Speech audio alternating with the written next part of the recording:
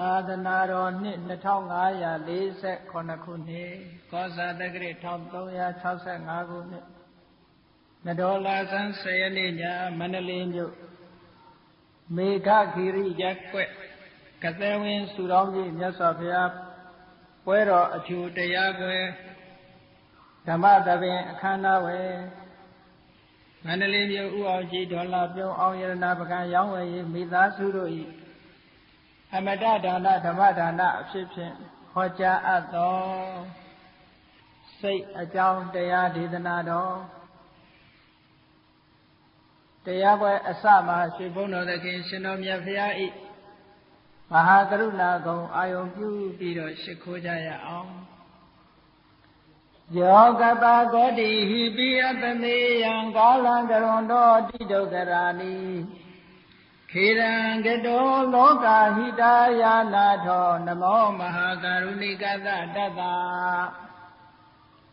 ယောနာထုဝိနိယမြာစွာတတ္တဝါဤချမ်းသာစီးပွားလုံလတောင်းတကုံပေါင်းခါသဖြင့်နာထမြညာ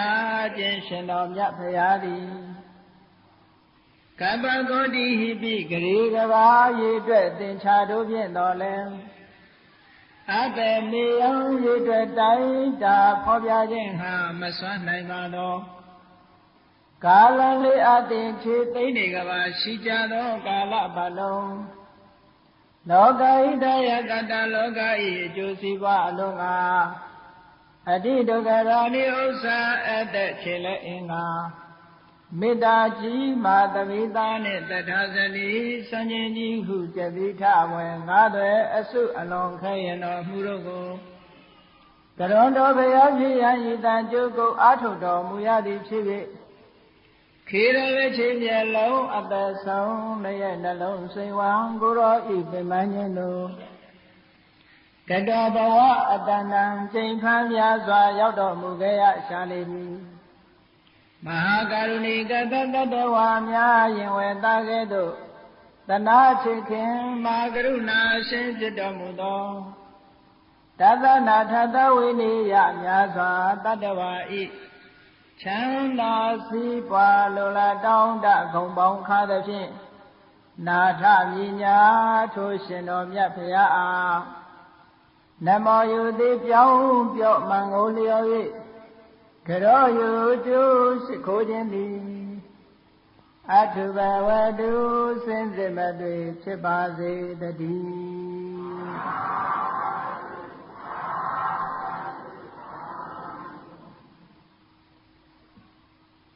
ဒီကနေ့တရားချက်ခင်သူတော်စင်ပြိဿတ်တို့ဘုန်းကြီးဟောကြားပြီးနာယူရမယ့်တရားရဲ့အမည်ကိုစိတ်လို့ဒီလိုနာမည်ပေးပြီးတော့မှတ်ထားကြပါလူတိုင်းဟာစိတ်ရှိကြတယ်စိတ်ဆိုတဲ့သဘောတရားဟာလူတိုင်းပိုင်ဆိုင်တဲ့သဘောတရားထိုလူတိုင်းပိုင်ဆိုင်တဲ့သဘောတရားကိုလူတိုင်းဟာပိုင်နိုင်ကြရလားလို့ဆိုဆိုင်တာမပိုင်ကြဘူးနော်စိတ်သွားတိုင်းကိုပါလူရဆန္ဒပြည့်ပြရစေနဲ့ဆုတောင်းကြစိတ်နဲ့ပတ်သက်ပြီးတော့လောကမှာလူတွေပြောကြတယ်စိတ်ထောင်းတော့ကိုကြည်တယ်တဲ့ဟုတ်ကဲ့လားစိတ်ပြူတော့ကိုနုတယ်တဲ့စိတ်နဲ့ပတ်သက်ပြီးတော့ပြောကြတယ်စိတ်ဆိုတာမိမိရဲ့တဏ္ဍာမှာဖြစ်တဲ့မွေးရာပါသဘာဝတစ်ခုပဲသို့တော်လည်းဘုန်းကြီးတို့တရားချက်ခင်သူတော်စင်ပြိဿတ်တို့ကိုပိုင်တဲ့စိတ်ကိုတဏ္ဍာမှာရှိတဲ့စိတ်ကိုခိုင်းတိုင်းရရလားလို့ဆိုတော့မရဘူးလူတွေကစိတ်နောက်လိုက်နေကြရတယ်စိတ်ကကိုယ်နောက်မလိုက်ဘူးစိတ်ဖြစ်ချင်ရာကိုလူကလိုက်ပြီးလုပ်နေကြရတယ်နော်ကိုဖြစ်ချင်တာကိုစိတ်ကမဖြစ်ဘူးအဲ့တော့ဘုန်းကြီးတို့စာပေမှာဗုဒ္ဓမြတ်စွာကစိတ်တဝတိကေနနဘဝိတဗံစိတ်တဝတိကေနစိတ်ကိုအလိုလိုက်သည်နဘဝိတဗံမဖြစ်တဲ့မှာစိတ်အလိုမလိုက်ကြနဲ့စိတ်တစိတ်ကိုအတနောမိမိဝသေအလိုတိုင်းဝဋ္ဌိတဗံဖြစ်စေကြရမည်စိတ်ကိုသာကိုယ်အလိုတိုင်းဖြစ်စေရမယ်စိတ်နောက်လိုက်နေတဲ့ပုဂ္ဂိုလ်တိုင်းဟာဆင်းရဲဒုက္ခနဲ့ကြုံတွေ့ကြရတယ်နော် အဲ့တော့ဒီစိတ်ကလေးအကြောင်းကိုပိုင်ပိုင်နိုင်နိုင်ဘုန်းကြီးတို့သိဖို့အမတန်မှလိုအပ်ပါတယ်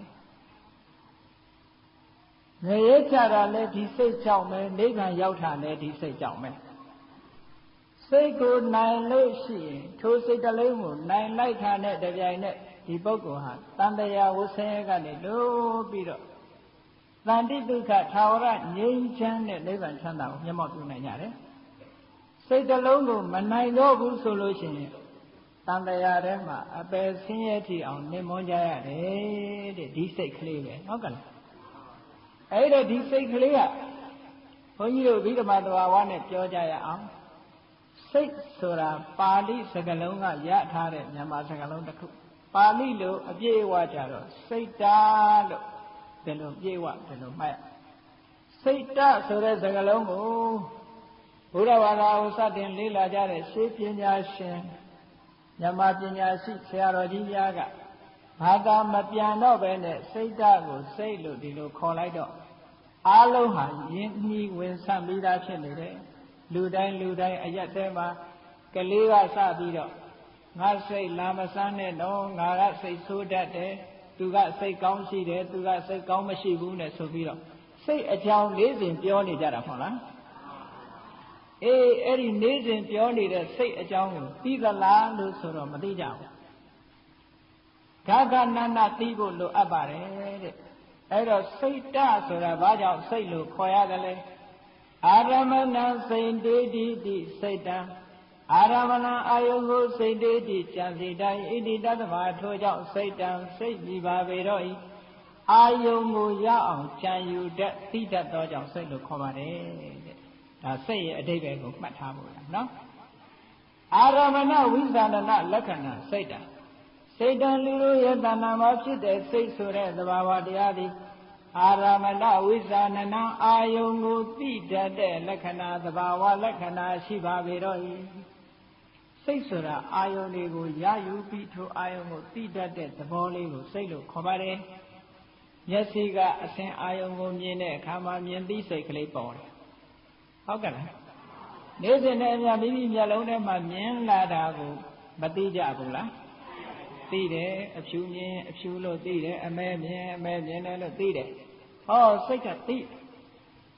မြင်တဲ့အာယုံကိုအမိပြုပြီးတော့စိတ်ကလေးတွေဖြစ်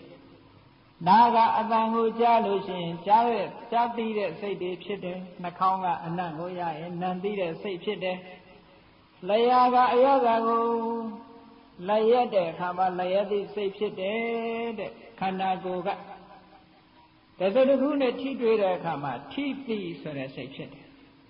မျက်စိကလည်းမြင်တာမဟုတ်နားကလည်းကြားတာမဟုတ်နှာခေါင်းကလည်းအနံ့ရတာမဟုတ်လျှာကလည်းအရာကတွေ့တာမဟုတ်ခန္ဓာကိုယ်နဲ့လည်းထိတာမဟုတ်စိတ်သက်သက်နဲ့စိတ်ကူးပြီးတော့ရောအာယုံကိုမသိနိုင်ဘူးလားသိတယ်အဲ့ဒါတခုအားလုံးပေါင်းလိုက်တဲ့အခါကျတော့မျက်စိနဲ့သိတာကအရူပါယုံနားနဲ့ကြားတာကသတ္တယုံအသင်အာယုံအတန်အာယုံအနံ့အာယုံအယတာအာယုံအတွေ့အထိအာယုံဓမ္မအာယုံလို့ကြံတဲ့သဘာဝအာယုံတွေအဲ့ဒါတွေကိုဆံရဘုန်းကြီးတို့တဏ္ဍာမှာရှိတဲ့စိတ်ကလေးနဲ့သိနေကြတယ်အဲ့ဒါကြောင့်မို့လို့အာယုန်တွေကိုသိတတ်တဲ့သဘာဝတရားဖြစ်သောကြောင့်စိတ်လို့ခေါ်တာပါအဲ့လိုအာယုန်ကိုသိနေတဲ့စိတ်ကလေးဟာသူ့ကြည့်ဖြစ်သလားလို့ဆိုတော့သူ့ကြည့်မဖြစ်ဘူးထိုစိတ်ပေါ်မှာမှီပြီးတော့နေတဲ့စေတသိက်တွေနဲ့တွဲပြီးတော့ဖြစ်တယ်စိတ်ရယ်စေတသိက်ရယ်ဒီနှစ်ခုခွဲပြီးတော့မှတ်ဖို့လိုအပ်တယ်နော်ဘုန်းကြီးအခုဟောနေတဲ့တရားဟာအဘိဓမ္မာသဘာဝတရားပါပဲသို့တော်လည်းဘုန်းကြီးတို့တရားကျင့်ခင်သူတော်စင်ပြိဿတ်တို့ဟာဒီတရားဟာသိလေးနဲ့တော့တို့လက်လန်းပြီးမှမဟုတ်ပါဘူးလို့မအောင်မေ့နဲ့ဘုရားမြတ်စွာဟောတဲ့အဘိဓမ္မာဆိုတာလူတွေရဲ့တဏ္ဍာမှာရှိတဲ့တရားတွေကိုဟောထားတာနော်လူတွေမှာမရှိတဲ့တရားကိုလှမ်းပြီးတော့ဟောတာမဟုတ်ဘူးဘုန်းကြီးတို့မျိုးကောင်းသားမျိုးကောင်းသမီးတွေတရားချက်ခင်သူတော်စင်ပြိဿတ်တို့ရဲ့တဏ္ဍာမှာရှိနိုင်တဲ့တွေ့နိုင်တဲ့သဘာဝတရားတွေကိုဟောတာအခုအာယုံကိုသိတဲ့စိတ်အလုံးတွေးကြပြီနော်ထို့သောအာယုံမြင်သမျှအာယုံတွေကြားသမျှအာယုံတွေနှာခေါင်းကအနံ့ရသမျှအာယုံတွေအာယုံ၅ပါးအာယုံ6ပါးတွေကို မိမိတို့ဆိုင်ရာစိတ်ကလေးတွေနဲ့သိနေကြတယ်မသိတဲ့လူရဲ့လို့မရှိဘူးဟုတ်ကလားအဲ့ဒီအသိစိတ်ကလေးတွေပေါ်လာတယ်အဲ့ဒီအသိစိတ်လေးတွေကိုပဲစိတ်ဓာတ်လို့ခေါ်တယ်အဲ့ဒီစိတ်ကလေးတွေဟာသူ့ကြည့်ဖြစ်သလားလို့ဆိုတော့စေတသိက်တွေနဲ့ရှင်တွဲပြီးတော့မှဖြစ်တယ်စေတသိက်ဆိုတာကစေတသိက်ဘဝစေတသိက်ကံစေတသိက်မိမိရဲ့စိတ်ထဲမှာဘဝဖြစ်ပေါ်လာတဲ့သဘာဝတရားတွေစေတသိက်ကမိမိရဲ့စိတ်ထဲမှာဖြစ်ပေါ်လာတဲ့သဘာဝတရားစိတ်ကလေးပေါ်လာလိုက်တာနဲ့တပြိုင်နက်စိတ်ထဲမှာဖြစ်တဲ့သဘာဝတရားတွေကလည်းရှင်တွဲပြီးတော့လာတယ်စိတ်တစ်လုံးလေးကြီးမဖြစ်ဘူးသူ့ရဲ့မိယာစေတသိက်တွေနဲ့ရှင်တွဲပြီးတော့ဖြစ်လာဆိုပါစို့ဘုန်းကြီးတို့တရားချက်ကသူတော်စင်ပြိဿတို့စဉ်းစားပြီးတော့ကြည့်မျက်စိနဲ့မြင်ရတဲ့အာယုံလေးတစ်ခုကိုမျက်စိကမြင်လိုက်တာနဲ့တပြိုင်နက်မြင်သိစိတ်ဖြစ်လာအဲ့ဒါလိုမြင်သိစိတ်ဖြစ်လာတယ်ဆိုရင်ဘာပေါ်လာသလဲဆိုရင်ထိုစိတ်နဲ့အတူရှင်တွဲပေါ်လာတာကဖတ်တာဆိုတာပေါ်လာတယ်ဖတ်တာဆိုတာအာယုန်နဲ့စိတ်ကိုတွဲပေးတဲ့သဘာဝတရားသူပြင်းထန်လာလို့ရှိရင်ဖတ်တာဆိုတာတကယ်ကတော့ရုပ်တရားလို့ထင်ထင်ရှားရှားအကောင်ထည်ရှိတဲ့အရာမဟုတ်ဘူးသို့တော်သူဖြစ်လာတာနဲ့တပြိုင်နက်စိတ်နဲ့အာယုန်ထိတွေ့မှုဟာပို့ပြီးတော့ထင်ရှားလာတယ်ဖတ်တာပေါ်ပုံလေးကိုဘုန်းကြီးတို့တရားချက်ကသူတော်စင်ပြိဿတို့သဘောပေါက်အောင်တစုံတယောက်ရဲ့ရှေ့မိမိတို့ရှေ့မှာတစုံတယောက်ကကိုယ်ရှေ့မှာအမတန်ချင်လာတဲ့တမယာသီးလျှောက်သီးတို့ကိုစားမယ်ဆိုလို့ရှိရင်ကြည်နေတဲ့မိမိတို့တဏ္ဍာမှာဘာတွေဖြစ်လာနိုင်နော်အဲ့ဒါဖတ်တာရဲ့ထိခိုက်မှုလို့ခေါ်တယ်ဟုတ်ကဲ့ဖတ်တာရဲ့စွမ်းရည်တတ်တယ်မိမိရဲ့လျှာထဲမှာဒီခြင်သီးဟာရောက်လာတာမဟုတ်ဘူးမျက်စိနဲ့မြင်ရုံမြင်တာလူတယောက်ကခြင်ပေးဆိုတဲ့တမယာသီးတို့ရှောက်သီးတို့ဇီးကူသီးတို့စားနေတာနဲ့ကြည့်တဲ့လူဟာအလိုလိုတရေတများများဖြစ်လာတယ်ဒါဘု து ရဲ့စွမ်းရည်လဲဆိုဖတ်တာရဲ့စွမ်းရည်ဖတ်တာတွေပေါ်တာလို့ဒီလိုပြောတယ်နော်နောက်တနည်းအားဖြင့်ကြောက်တတ်တဲ့လူတယောက်တတ္တိရှိတဲ့လူကအိမ်ခေါင်မိုးပေါ်တက်ပြီးတော့ရပ်နေတယ်ကြောက်တတ်တဲ့လူတယောက်ကအလိုလိုကြောက်တုံးတုံဘုန်းကြီးတို့ဗမာစကားမှာနော်လှံပြားပဇင်းနာတော့ခြေကန်းကခြေပါဆိုပဇင်းလေးကလှံပြားနားနေလှံကိုအမတန်မှခြေကန်းကကြောက်တော့အလိုလျောက်အဲ့ဒါချိပြီးတော့လှံပြားမှာပဇင်းလေးနားနေတာကိုချိပြီးတော့ခြေကန်းကကြီးကန်းကအလိုလျောက်ကြောက်ခြေပါတယ်ဆိုရယ်ဗမာစကားပုံရှိတယ်နော်ကြောက်တတ်တဲ့လူကကြောက်เสียအာယုံမြင်လို့ရှိရင်သူ့ကိုဘာမှမထိပဲနဲ့လူဟာတုံလှုပ်ပြီးတော့သွားတတ်တယ်တဲ့ကြက်သေးသေးသွားတယ်ဒါဘု து ရဲ့ထိခိုက်မှုလဲလို့ဆိုရင်ဖတ်တာရဲ့ထိခိုက်မှုအဲ့ဒီဖတ်တာဆိုတဲ့သဘာဝတရားဘယ်မှာဖြစ်တာတော့ဆိုရင်ဘုန်းကြီးတို့မျိုးကောင်းသားမျိုးကောင်းသမီးတွေရဲ့စိတ်နဲ့ရှင်တွဲပြီးတော့လာတဲ့သဘောတရားပဲနော်အဲ့ဒါကိုစေတသိက်လို့ခေါ်တယ်ကဲအဲ့ဒါကလို့စိတ်ဖြစ်လာတဲ့အခါမှာထိတွေ့မှုဖတ်တာကလေးဝင်လာတယ်ဝင်လာတော့ဘာဖြစ်လဲကောင်းတဲ့အာယုံလေးနဲ့ထိတွေ့တဲ့အခါဝမ်းသာတယ်မကောင်းတဲ့အာယုံကိုမကြိုက်တဲ့အာယုံနဲ့ထိတွေ့လာလို့ရှင်မကျေနပ်တဲ့စိတ်တွေဖြစ်လာတယ်ကြိုက်မကြိုက်ဆိုတဲ့ခံစားမှုနှစ်ခုမပေါ်ဘူးလားအေးအဲ့ဒါပေါ်လာတာဝေဒနာလို့ခေါ်တယ်နော်ဘုန်းကြီးတို့အရက်ထဲမှာတော့ဝေဒနာဆိုတာယောဂဖြစ်မှဝေဒနာလို့ထင်နေကြတယ်ဝေဒနာဆိုတာပျော်တာလဲဝေဒနာပဲဘုန်းကြီးတို့စာပေမှာလာတဲ့ဝေဒနာဆိုတာအာယုံရဲ့အရသာကိုခံစားမှုတဲ့ကောင်းရင်ကောင်းတယ်လို့ခံစားတယ်မကောင်းရင်မကောင်းတဲ့ဝေဒနာခံစားတယ်အာယုံကိုခံစားမှုကိုဝေဒနာလို့ခေါ်တယ်ယောဂကိုခေါ်တာမဟုတ်ဘူးဘိဓမ္မာဝေဒနာကနော်ဝေဒနာကိုဘုန်းကြီးတို့ကျမ်းဂန်မှာအကျဉ်းအားဖြင့်၃မျိုးခွဲတယ်ဒုက္ခဝေဒနာဒုက္ခဝေဒနာအဒုက္ခမဒုက္ခဝေဒနာလူတွေကအာယုံကိုမြင်ရလို့ခြေတတ်တယ်ဆိုလို့ရှိရင်စိတ်ထဲမှာချမ်းသာလာတာဒုက္ခဝေဒနာခန္ဓာကိုယ်နေလို့ထိုင်လို့သက်တောင့်သက်သာရှိလာတာဒုက္ခဝေဒနာမကောင်းတဲ့အာယုံမြင်လို့စိတ်ထဲကမကျေမနပ်တွေဖြစ်လာတယ်ဒုက္ခဝေဒနာခန္ဓာကိုယ်မှာလည်းပဲဆင်းရဲတာတွေ့လာတယ်ဒုက္ခဝေဒနာအဲ့ဒါလို့ဝေဒနာနှမျိုးထင်ထင်ရှားရှားပေါ်လာတဲ့အခါရှိတယ်လို့ဒုက္ခလည်းမဟုတ်ဒုက္ခလည်းမဟုတ်ဆိုတဲ့ခ ခံစားချက်ကလေးတွေရှိသေးတယ်အဲ့ဒါကိုအဒုက္ခမဒုက္ခဝေဒနာလို့ခေါ်တယ်ဒုက္ခလည်းမဟုတ်ဘူးဒုက္ခလည်းမဟုတ်ဘူးအဲ့ဒီဝေဒနာမျိုးကတစ်မျိုးအဲ့ဒါလည်းပဲစိတ်ထဲမှာဖြစ်ပေါ်လာတဲ့ခံစားချက်တခါထပ်ပြီးတော့ခွဲတယ်ဒုက္ခဝေဒနာကိုပဲကာယိကဒုက္ခစေတသိကဒုက္ခခန္ဓာကိုယ်နဲ့ပတ်သက်ပြီးတော့ချမ်းသာမှုစိတ်နဲ့ပတ်သက်ပြီးတော့ချမ်းသာမှုလို့နှမျိုးထပ်ခွဲဒုက္ခကိုလည်းပဲကာယိကဒုက္ခစေတသိကဒုက္ခခန္ဓာကိုယ်မှာဖြစ်ပေါ်လာတဲ့ဆင်းရဲဒုက္ခစိတ်ထဲမှာဖြစ်ပေါ်လာတဲ့ဆင်းရဲဒုက္ခလို့နှမျိုးထပ်ပြီးတော့ခွဲပြီးအဒုက္ခမဒုက္ခဆိုတဲ့ဝေဒနာကြတော့ဥပိ္ပခလို့ခေါ်အဲ့ဒါလို့ခွဲလိုက်တဲ့အခါကျတော့ဝေဒနာ၅မျိုးရပြန်တယ်ဒါတွေလည်းဘုန်းကြီးတို့တရားချစ်ခင်သူတော်စင်ပြိဿတ်တို့ရဲ့ခန္ဓာမှာတွေ့နိုင်တဲ့တရားတွေကြီးပဲဟုတ်ကဲ့လားကောင်းတဲ့အာယုံလေးမြင်တဲ့အခါစိတ်ကပျော်ပြီးတော့မသွားဘူးလားအဲ့ဒါကိုသောမနတဝေဒနာလို့မြတ်စွာဘုရားပြောဟောစိတ်ကလေးနဲ့ရှင်တွဲပြီးတော့သောမနတဝေဒနာဖြစ်လာပြီဆိုရင်လူတွေဟာ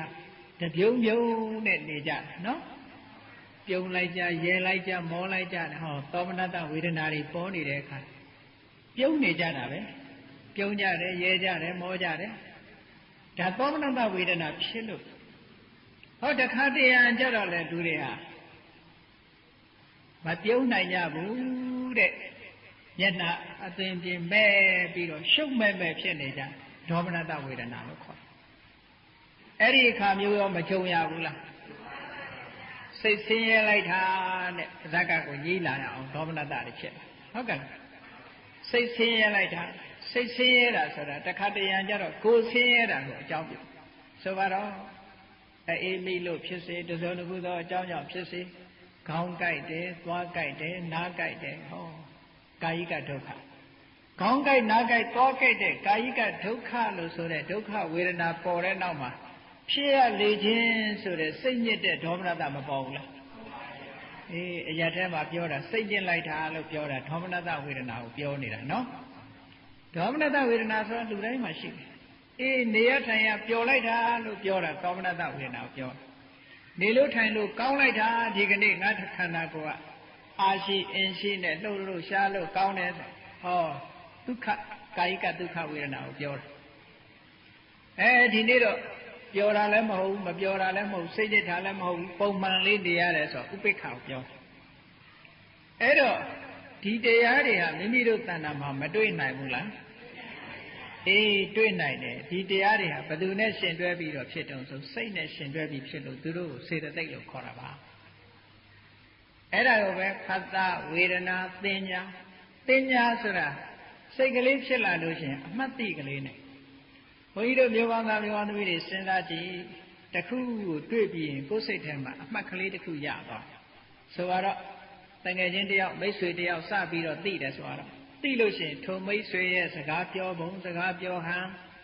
သူ့ရဲ့လုံးရတန်တန်မျက်နှာအနေထားအသားအရောင်တစ်ခုစသည်ကိုစိတ်ထဲမှာမှတ်လိုက်တယ်နောက်တစ်ခါပြန်တွေ့တဲ့အခါကျတော့ဒီလူပဲဆိုတာမသိဘူးလားသိတယ်ဈေးထဲသွားပြီးတော့အဝတ်ကလေးတစ်ထည်ဝယ်လာခဲ့တယ်ဟုတ်ကဲ့လားငကိုယ်တော့ကကိုမမြင်ဘူးသေးတဲ့အဝတ်ဈေးထဲမှာစူပါမားကတ်တို့ဘာလို့လှည့်ပြီးတော့ကြည့်တော့အစင်ကောင်းကောင်းအသွေးလှလှလေးတွေ့တာနဲ့ရွေးပြီးတော့ဝယ်လာခဲ့တဲ့အခါကျတော့စိတ်ထဲမှာဒါလေးကမှတ်မိဒီအဝတ်ကလေးကတခြားရောက်သွားတော့မှဟဲ့ဒါငါအဝတ်ကလေးဆိုတာမသိဘူးလားအေးအဲ့ဒါလို့သိတာတင်ညာရဲ့စွမ်းအားတဲ့စိတ်ထဲမှာပေါ်တဲ့တင်ညာရဲ့စွမ်းအားစိတ်ဆိုတာအာယုံကိုသိုံလေးပဲသိတယ်အခုလို့မှတ်နိုင်တာကတင်ညာကမှတ်တာတဲ့ကဲဘုန်းကြီးတို့တရားချစ်ခင်သူတော်စင်တွေရဲ့တဏ္ဍာမှာတင်ညာဆိုတဲ့သဘာဝတရားလည်းဖြစ်တယ်ဆိုတာမထင်ရှားဘူးလားအေးထင်ရှားတယ်ကိုယ်ပစ္စည်းကိုမှတ်မိကြတယ်ကိုယ်ဆွေမျိုးသားချင်းတွေကိုမိတ်ဆွေတငယ်ချင်းတွေမှတ်မိကြတယ်ကိုယ်ဘယ်လမ်းမှာနေတယ်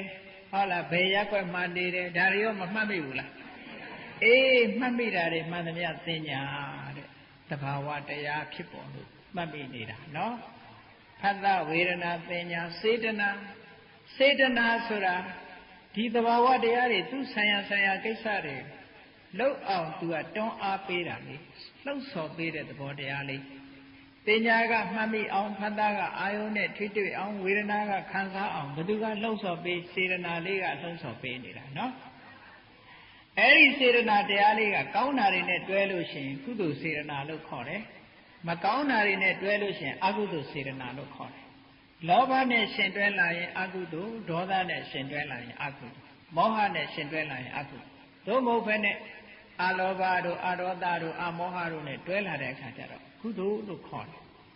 အဲ့ဒီစေတနာဆိုတာအကောင်းလည်းရှိတယ်အဆိုးလည်းရှိတယ်သို့တော်လည်းအရတ်ထဲမှာပြောကြတယ်ငါကစေတနာနဲ့ပြောတာသူကလက်မခံဘူးစေတနာကိုအကောင်းကြီးပြောလို့မရဘူးဟုတ်ကဲ့လားစေတနာဆိုတာကောင်းတဲ့သဘာဝတွေနဲ့ရှင်တွဲဖြစ်ရင်စေတနာကောင်းလို့ခေါ်တယ်မကောင်းတဲ့စိတ်တွေစိတ်ထားတွေနဲ့ရှင်တွဲလာလို့ရှိရင်စေတနာယုတ်လို့ခေါ်တယ်အဲ့ဒီစေတနာလေးကိုပဲဘုန်းကြီးတို့တရားချက်ခင်သူတော်စင်ပြိဿတ်တို့အားလုံးနားလည်ချတဲ့ကံတရားဆိုတာဒီစေတနာလေးကိုခေါ်တာပဲဒီစေတနာလေးဟာမိမိတဏ္ဍာမှာစုပြီးဆောင်းပြီးပြီဆိုရင်သူကအကျိုးတွေကိုထုတ်လုပ်ပေးတတ်တယ်ဒါကြောင့်ဘုရားမြတ်စွာကစေရနာဟံဘိခဝေကမ္မဝဒာမိဘိခဝေจิตာယံတို့အားငါသည်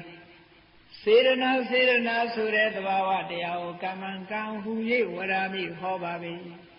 စေရနာဆိုတာတခြားမဟုတ်ဘူးကံတရားလောကမှာကံဤအကျိုးလို့ပြောကြတယ်မဟုတ်လားအဲ့ဒီစိတ်ထဲမှာဖြစ်ပေါ်လာတဲ့ဟောဒီစေရနာလေးကိုကံလို့ခေါ်တာ24ပစ္စည်းထဲမှာလည်းပဲဟေတုပစ္စယောအာရမဏပစ္စယောဆိုတဲ့အထဲမှာကမ္မပစ္စယောဆိုတာမပါဘူးလားအေးဒီကမ္မပစ္စယောဆိုတာတခြားပြောတာမဟုတ်ဘူးအခုစိတ်ထဲမှာဖြစ်တဲ့စေတနာလေးကိုပြောတာအဲ့ဒီစေတနာလေးကတွန်းအားပြင်းထန်လေးကံတရားတွေပြင်းထန်လာလေးဒီစေတနာလေးမိမိတို့ရဲ့တဏ္ဍာမှာကံအဖြစ်ဆောင်ရွက်နေသေးသမျှဒီကံတွေအကျိုးပေးနေလို့ရှိရင်တန်တရားထဲမှာအကောင်းဆုံးခံစားနေကြရမှာတဲ့ဟုတ်ကဲ့လားဒါလူသဘာဝဘုန်းကြီးတို့တရားချက်ခင်သူတော်စင်ပြိဿတ်တို့ရဲ့တဏ္ဍာမှာတွေ့နိုင်တဲ့သဘာဝလေးတွေကိုဘုန်းကြီးပြောတယ်စိတ်ဖြစ်ရင်အခုဒီသဘောတရားတွေအားလုံးဟာရှင်တွဲပြီးတော့အမြဲတမ်းဖြစ်တယ်သူတို့ကိုအကောင်းလို့လည်းပြောလို့မရဘူးအဆိုးလို့လည်းပြောလို့မရဘူးဖတ်သားတဲ့ဝေဒနာတဲ့သင်ညာတဲ့စေရနာတဲ့ဧကဂတအာယုန်လေးတစ်ခုပေါ်လာလို့ရှိရင်စိတ်ကအာယုန်နဲ့တွေးလိုက်တယ်ဆိုတော့မျက်စိကအဆင်းအာယုန်လေးကိုမြင်လိုက်တာနဲ့တကြိုင်နဲ့မြင်သိစိတ်ကလေးဖြစ်တယ်အဲ့ဒီမြင်သိစိတ်ကလေးဖြစ်တဲ့ကထိုအာယုန်ပေါ်မှာတခဏတာမြရပ်တန့်သွားတာကိုဧကဂတလို့ခေါ်တယ်ဟုတ်ကဲ့လားကြာရပ်တန့်သွားရင်ကြာပေါ့အဲ့ဒီလိုတခဏကလေးတည်ထန့်သွားတဲ့သဘောလေးကိုဧကဂတတဲ့အဲ့ဒီဧကဂတကိုဘုန်းကြီးတို့တရားကျင့်စဉ်ထဲမှာအာယုန်တစ်ခုပေါ်မှာစူးစိုက်ပြီးတော့ကြာရှုပေးရင်ဒီဧကဂတလေးကိုပဲတမာတိလို့ခေါ်တာဧကဂတဆိုတာဧကဆိုတာတစ်ခုတည်းသောအကအာယုန်အဖို့အစုရှိတာအာယုန်တစ်ခုတည်းတင်ရှနေတာဟိုဒါဧကဂတလို့ခေါ်တယ်နော်တမာတိလို့လည်းခေါ်တယ်အေးဒီဧကဂတဆိုတာလေးကလည်းအာယုန်လေးတစ်ခုပေါ်မှာစူးစိုက်ပြီးတော့ချိလို့ရတယ်ဘုန်းကြီးတို့တရားချက်ခင်သူတော်စင်ပြိဿတ်တို့ဈေးသွားတဲ့အခါပစ္စည်းဝယ်တော့ကိုလိုချင်တဲ့ပစ္စည်းကိုကြာနာမကြည့်ကြဘူးလားအေးအဲ့ဒီပစ္စည်းလေးပေါ်မှာစိတ်တခဏမြတည်ထန့်သွားတာလေးဟာဒါဧကဂတရဲ့ဆွမ်းအားပဲနော်အနုဘုဆိုရင်မိမိစိတ်လေးကဒီအာယုန်ပေါ်မှာတည်ထန့်နိုင်မှာမဟုတ်ဘူးဟောသဘာဝတရားတွေဖတ်တာဆိုတာတွေ့ရပြီဝေဒနာဆိုတာတွေ့ရပြီသင်ညာဆိုတာတွေ့ရပြီစေရနာဆိုတာတွေ့ရပြီဧကဂတဆိုတာတွေ့ရမိမိတို့တဏ္ဍာမှာနော်နောက်တစ်ခုကဇီဝိတ္တိတရိယလို့ခေါ်တယ်ဇီဝိတ္တိတရိယဆိုတာတော့ဆိုင်ရာသဘာဝတရားတွေရဲ့အချိန်ပိုင်းလေးကိုတည်စေတတ်တဲ့စောင့်ထိန်တတ်တဲ့သဘာဝတရားမျိုးလို့ပြောမယ်ဆိုရင်နံတရားတွေရဲ့အသက်လို့ပြောအဲ့ဒီတရားကတော့သူ့သဘာဝအတိုင်းဖြစ်တာမဟုတ်သဘာဝအတိုင်းတည်နေနိုင်အောင်သူကထိမ့်သိမ့်ပေးတယ်လို့ဒီလိုမှတ်ရမယ်ဥပမာပဲတရားချက်ခင်သူတော်စင်ပြိဿတ်တို့ဥပမာလေးနဲ့ပြောမှပို့ပြီးတော့ရှင်းတယ်ရေကန်ထဲမှာကြာပင်လေးတွေပေါက်အဲ့ဒီကြာပင်လေးတွေရှင်သန်ပြီးတော့ကြာပန်းလေးတွေပွင့်လန်းနေအောင်ဘယ်သူကထိမ့်ပေးထားတာတော့ရေကထိမ့်ပေးထားတာရေကန်ထဲကရေတွေခြောက်သွားပြီးရေပြောက်သွားမယ်ဆိုလို့ရှိရင်ကြာကလေးရောခြောက်မသွားဘူးလားအေးအဲ့ဒါမျိုးလို့ပဲဘုန်းကြီးတို့နန္တရားတွေထဲမှာဇီဝိတ္တိတရိလေးကထိမ့်ပေးနေတာလို့ရေကနေပြီးတော့ကြာပန်းလေးတွေလမ်းနေအောင်ထိမ့်တာဖရာအိုးထဲမှာလည်းဖရာညောင်ရီအိုးမှာပန်းထိုးတဲ့အခါမှာရေကလေးမထည့်ရဘူးလား ရေကလေးထည့်ထားလို့ရှိရင်ထိုပန်းကလေးဟာ50ရက်ဆိုတာလို့လမ်းနေတာဘသူကထိမ့်ပေးထားတာတော့ထို့တူပဲနန္တရားတွေမှာလည်းဇီဝိတ္တိန်တရေလေးကထိမ့်ပေးထားလို့ဘုန်းကြီးတို့စိတ်ကလေးဟာရှင်သန်နေတယ်လို့ဒီလိုမှတ်ရမယ်နော်နောက်တစ်ခုကမနတိကာရတဲ့မနတိကာရဆိုတာနှလုံးသွင်းအာယုန်လေးပေါ်လာတာနဲ့တပြိုင်နက်နှလုံးသွင်းဆင်ခြင်မှုမရှိရင်ထိုအာယုန်ကိုမသိနိုင်ပါဘူးနှလုံးသွင်းဆင်ခြင်မှုဆိုတာလေးပေါ်ရတယ်အဲ့တော့အာလုံးပေါင်းလိုက်တဲ့အခါကျတော့ဟတ္တရဲ့ဝေဒနာရဲ့သင်ညာရဲ့စေရနာရဲ့ဧကဂရရဲ့ဇီဝိတ္တိန်တရိယရဲ့မနတိကာရရဲ့ဆိုတော့ခုနှစ်ခုဖြစ်မသွားဘူးလားအဲ့ဒီခုနှစ်ခုသောသဘောတရားတွေဟာစေတသိက်တွေမိမိတို့တဏ္ဍာမှာဖြစ်တဲ့စိတ်နဲ့အမြဲတမ်းရှင်တွဲပြီးတော့ဖြစ်နေကြပါတယ်ဘယ်စိတ်ဖြစ်ဖြစ်ဒီတရားတွေမိမိတို့တဏ္ဍာမှာရှိနေတယ်လို့ဒီလိုမှတ်ပါနော်စိတ်ဟာတစ်ခုတည်းမဖြစ်နိုင်ဘူးထိုစေတသိက်တွေနဲ့ရှင်တွဲပြီးတော့ဖြစ်တာကဲကောင်းပြီအဲ့ထဲမှာစေတသိက်တွေအကြောင်းပြောမယ်ဆိုလို့ရှိရင်မိုးလင်းသွားလိုက်မယ်52ခုရှိတယ်လူရင်းလေးကိုပြောမယ်မကောင်းတဲ့စေတသိက်နဲ့ကောင်းတဲ့စေတသိက်ခွဲရမယ်အခုပြောခဲ့တဲ့စေတသိက်9ခုဆိုတာစိတ်ဖြစ်တိုင်းဖြစ်တိုင်းပါဝင်လို့သူတို့ကိုသဗ္ဗစိတ်တသာဒရဏလို့ဘုန်းကြီးတို့စာပေကျမ်းကမှာဆိုတယ်နော်သဗ္ဗစိတ်တသာဒရဏဆိုတာစိတ်အားလုံးနဲ့ဆက်ဆံပြီးစိတ်အားလုံးဖြစ်တိုင်းဖြစ်တိုင်းပါတဲ့သဘောတရားတွေတဲ့ဘုန်းကြီးတို့လူဆိုတာနဲ့တပြိုင်နက်မျက်စိတို့နားတို့နှာခေါင်းတို့မပါဘူးလားစိတ်လို့ဆိုလိုက်တာနဲ့ဒီသဘာဝတွေဟာပါလာပြီးသားလို့ဒီလိုမှတ်ရဘုန်းကြီးတို့ခန္ဓာကိုယ်ပဲပြန်ပြီးတော့စိုက်ကြည့်လိုက်ပေါ့စိုက်ကြည့်လိုက်ခန္ဓာကိုယ်ထဲမှာသဘာဝတရားတွေဟာသူ့အလုပ်သူလုပ်ကြတာတွေကိုစဉ်းစားကြည့်ဘုန်းကြီးတို့မှာမျက်စိရှိတယ်မျက်စိရဲ့အလုပ်ကဘာတုံးဆိုရင်ဟိုဟာဒီဟာကြည့်ဖို့မြင်ဖို့ပဲဒါပေမဲ့ तू ကြားလို့ရရလားနားရဲ့အလုပ်ကြတော့ဟိုအတန်ဒီအတန်ကြားဖို့ तू ကမမြင်နိုင်ဘူးခြေထောက်ရဲ့အလုပ်ကြတော့လှမ်းပြီးတော့သွားဖို့သို့တော့ခြေထောက်ကမကြည့်နိုင်ဘူးမကြားနိုင်ဘူးဟုတ်တယ်မဟုတ်လားအနံ့ရှုဖို့ကြတော့နှာခေါင်းရဲ့တာဝန်အရသာတီးဖို့ကြတော့လျှာရဲ့တာဝန်ဟောသူ့ဟာလေးတွေနဲ့ तू တာဝန်ထမ်းဆောင်တယ်လို့ဒီသဘာဝတရားတွေဟာလည်းသူ့ဟာနဲ့ तू တာဝန်ထမ်းဆောင်ကြတယ်စိတ်ကအာယုံကိုသိတယ်ဖတ်တာကအာယုံနဲ့စိတ်တွေ့အောင်ဆက်သွယ်ပေးတယ်ဝေဒနာကအာယုံရဲ့အရသာကိုခံစားတယ်သင်ညာကမှတ်တမ်းတင်တယ်မှတ်မိတယ်စေတနာကထိုကဲ့သို့ဖြစ်အောင်လှုံ့ဆော်ပေးတယ်ဧကဂတကအာယုံလေးတစ်ခုပေါ်မှာတည်သွားအောင်လုပ်တယ်ဇီဝိတကထိမ့်သိမ်းဆောက်ရှောက်ပြီးတော့ပေးတယ်မနတိကာရကနှလုံးသွင်းပေးတယ်ဆင်ញင်ပေးတယ်ဟောဒီတရားတွေဟာစုပေါင်းပြီးလုပ်ဘုန်းကြီးတို့ခန္ဓာကိုယ်မှာလည်းပဲဒီလိုစုပေါင်းပြီးတော့လမ်းလျှောက်တယ်ဆိုလို့ရှိရင်မျက်စိကကြည့်ပေးရတယ်နားကနားထောင်ရတယ်ခြေထောက်ကလမ်းလျှောက်ရတယ်အကယ်၍တစ်ခုချိုရင်းနေလို့ရှိရင်အလုပ်ဟာအောင်မြင်မြင်မဖြစ်နိုင်ဘူးဟုတ်တယ်မဟုတ်အဲ့ဒီသဘာဝလေးတွေကိုဆင်ញင်စဉ်းစားပြီးတော့ကြည့်ရကဲကောင်းပြီဒီသဘာဝကတော့အကောင်းလို့လည်းပြောလို့မရအဆိုးလို့လည်းပြောလို့မရဘူးအဆိုးလို့ပြောလို့ရတာလေးတွေကိုကြည့်ရဘုန်းကြီးတို့နေ့စဉ်နဲ့အမျှကြုံတွေ့နေကြရတာဘာလို့ဆိုရင်မျက်စိနဲ့မြင်ပြီးလို့နှစ်သက်စရာအာယုံလေးတွေ့လို့ရှိရင်လိုချင်တဲ့သဘောမပေါ်လာဘူးလားအဲ့ဒါကိုလောဘလို့ခေါ်တယ်နော်လိုချင်တယ်တွေ့တာတယ်တတ်မဲ့တယ်မြင်ချင်းတော့သူကလိုချင်တယ်ရလာလို့ရှိရင်တွေ့ထားတယ်မရခင်ကျတော့လိုချင်တယ်ရထားလို့ရှိရင်တွေ့ထားတယ်မစွန့်လွတ်နိုင်ဘူးအဲ့ဒါဟာလောဘရဲ့သဘောမရခင်ဘာဖြစ်တယ်လိုချင်တယ်ရပြီးလို့ရှိရင်တွေ့တာထားတယ်ဟောဒီသဘောတရားရောဘုန်းကြီးတို့တရားချက်ခင်သူတော်စင်တွေမတွေ့ကြဘူးလားအဲ့ဒီတရားကိုလောဘလို့မြတ်စွာဘုရားကဟောတာနော်အဲ့ဒီလောဘဟာလည်းစိတ်ထဲမှာရှင်တွဲပြီးတော့ဖြစ်တာပဲဒေါသမျက်စိကအာယုံတစ်ခုကိုမြင်လိုက်တယ်ကိုမကြိုက်တဲ့အာယုံကိုမြင်တယ်မြင်လိုက်တာနဲ့တပြိုင်နက်မျက်နှာလွှဲသွားတယ်မကြိုက်ဘူးမကြိုက်တဲ့သဘောတရားပေါ်မလာဘူးလားမကြိုက်ဘူးမကျေနပ်ဘူးဒီအာယုံကိုမျက်နှာလွှဲချင်တယ်ဟောဒါဒေါသလို့ခေါ်တယ်မြင်ချင်းမကြိုက်ဘူးမျက်နှာလွှဲချင်တယ်မကျေနပ်ဘူးဟောဒါဒေါသလို့ခေါ်တယ်နော်ကြိုက်မကြိုက်ကြိုက်ရင်လောဘမကြိုက်ရင်ဒေါသ နောက်တစ်ခါအာယုံကိုမြင်ပြီးတော့အကောင်းအဆိုးအကြောင်းအကျိုးမခွဲခြားတတ်ဘူးအာယုံပေါ်မှာတွေးဝေးနေတယ်တွေးဝေးနေတာကြတော့မောဟဟောဒီသဘောတရားတွေဘုန်းကြီးတို့တရားချက်ခင်သူတော်စင်ပြိဿတ်တို့ရဲ့စိတ်ထဲမှာဖြစ်နေတာပါလားလို့စဉ်းစားရမှာနော်နောက်သူတို့ရဲ့ဆန့်ကျင်မဲ့ကောင်းတာကိုပြောမယ်ဆိုရင်လောဘကလိုချင်တယ်တွေ့တာတယ်ထိုလိုချင်မှုတွေ့တာမှုကိုပယ်တတ်နိုင်တဲ့သဘာဝတရားတစ်ခုကိုအလောဘလို့ခေါ်တယ်အဲ့ဒီအလောဘကြတော့မလိုချင်ဘူးမတွေ့တာဘူးစွန့်လွတ်နိုင်တယ်တဲ့ဒါကကောင်းတဲ့သဘာဝတရားနော်သဘာဝတရားမပေါ်လာဘူးမလိုချင်ဘူးမတွေ့တာဘူးအလောဘအနိဋ္ဌာယုံနဲ့တွေ့ကြုံမိမိမလိုချင်တဲ့မနှစ်သက်စရာအာယုံနဲ့တွေ့ကြုံတဲ့အခါမှာဒေါသမဖြစ်ဘူးမကြေမနမဖြစ်ဘူးအဒေါသအာယုံရဲ့သဘာဝကိုကြာကြာနာနာသိတယ်အမောဟပညာဟောလောဘဒေါသမောဟရဲ့ဆန့်ကျင်ဘက်ကိုအလောဘအဒေါသအမောဟလောဘဒေါသမောဟကိုကုသိုလ်လို့အကုသိုလ်လို့မှတ်ပြီးတော့အလောဘအဒေါသအမောဟကိုကုသိုလ်လို့မှတ်ပါ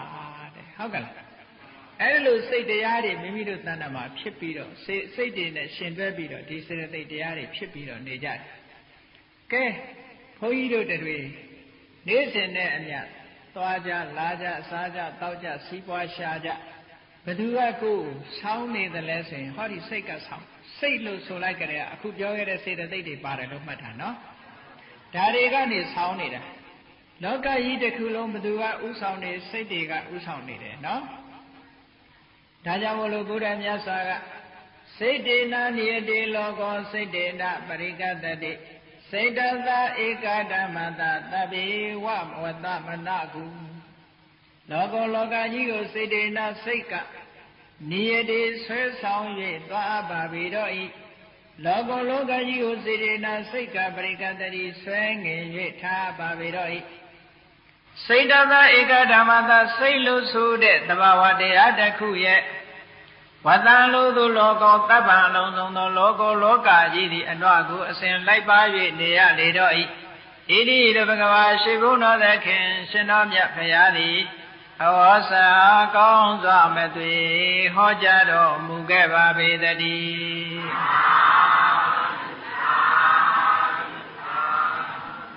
အခုပြောခဲ့တဲ့သဘာဝတရားတွေမိမိရဲ့တဏ္ဍာမှာဆွဲဆောင်နေတယ်ဆိုတဲ့သဘောကိုဘုန်းကြီးတို့မျိုးကောင်းသားမျိုးကောင်းသမီးတွေကိုယ်တဏ္ဍာမှာရှိနေတဲ့သဘာဝတရားတွေကိုစူးစိုက်ရှုရသည်ဖြင့်ဝိပဿနာဉာဏ်လို့ခေါ်တယ်နော်ဝိပဿနာဉာဏ်ဆိုတာဟိုကမ္မထာရိပ်တာတွေသွားမှပေါ်တာမဟုတ်ဘူးဒီအာယုံကလည်းပဲကိုယ်တဏ္ဍာမှာရှိနေတာရှုတတ်ဖို့သိဖို့လေးပဲလို့တယ်အလုံးမအားလို့ငါမရှုနိုင်ဘူးလို့ဒီလိုလည်းမဟုတ်ဘူးနော်ကိုယ်တဏ္ဍာမှာဖြစ်နေတာတွေကိုသိဖို့အမတန်မှလိုအပ်ပါတယ်တဲ့ကဲကောင်းပြီလောကကြီးထဲမှာကိုယ်တယောက်တည်းနေတဲ့အချိန်ကလေးမှာ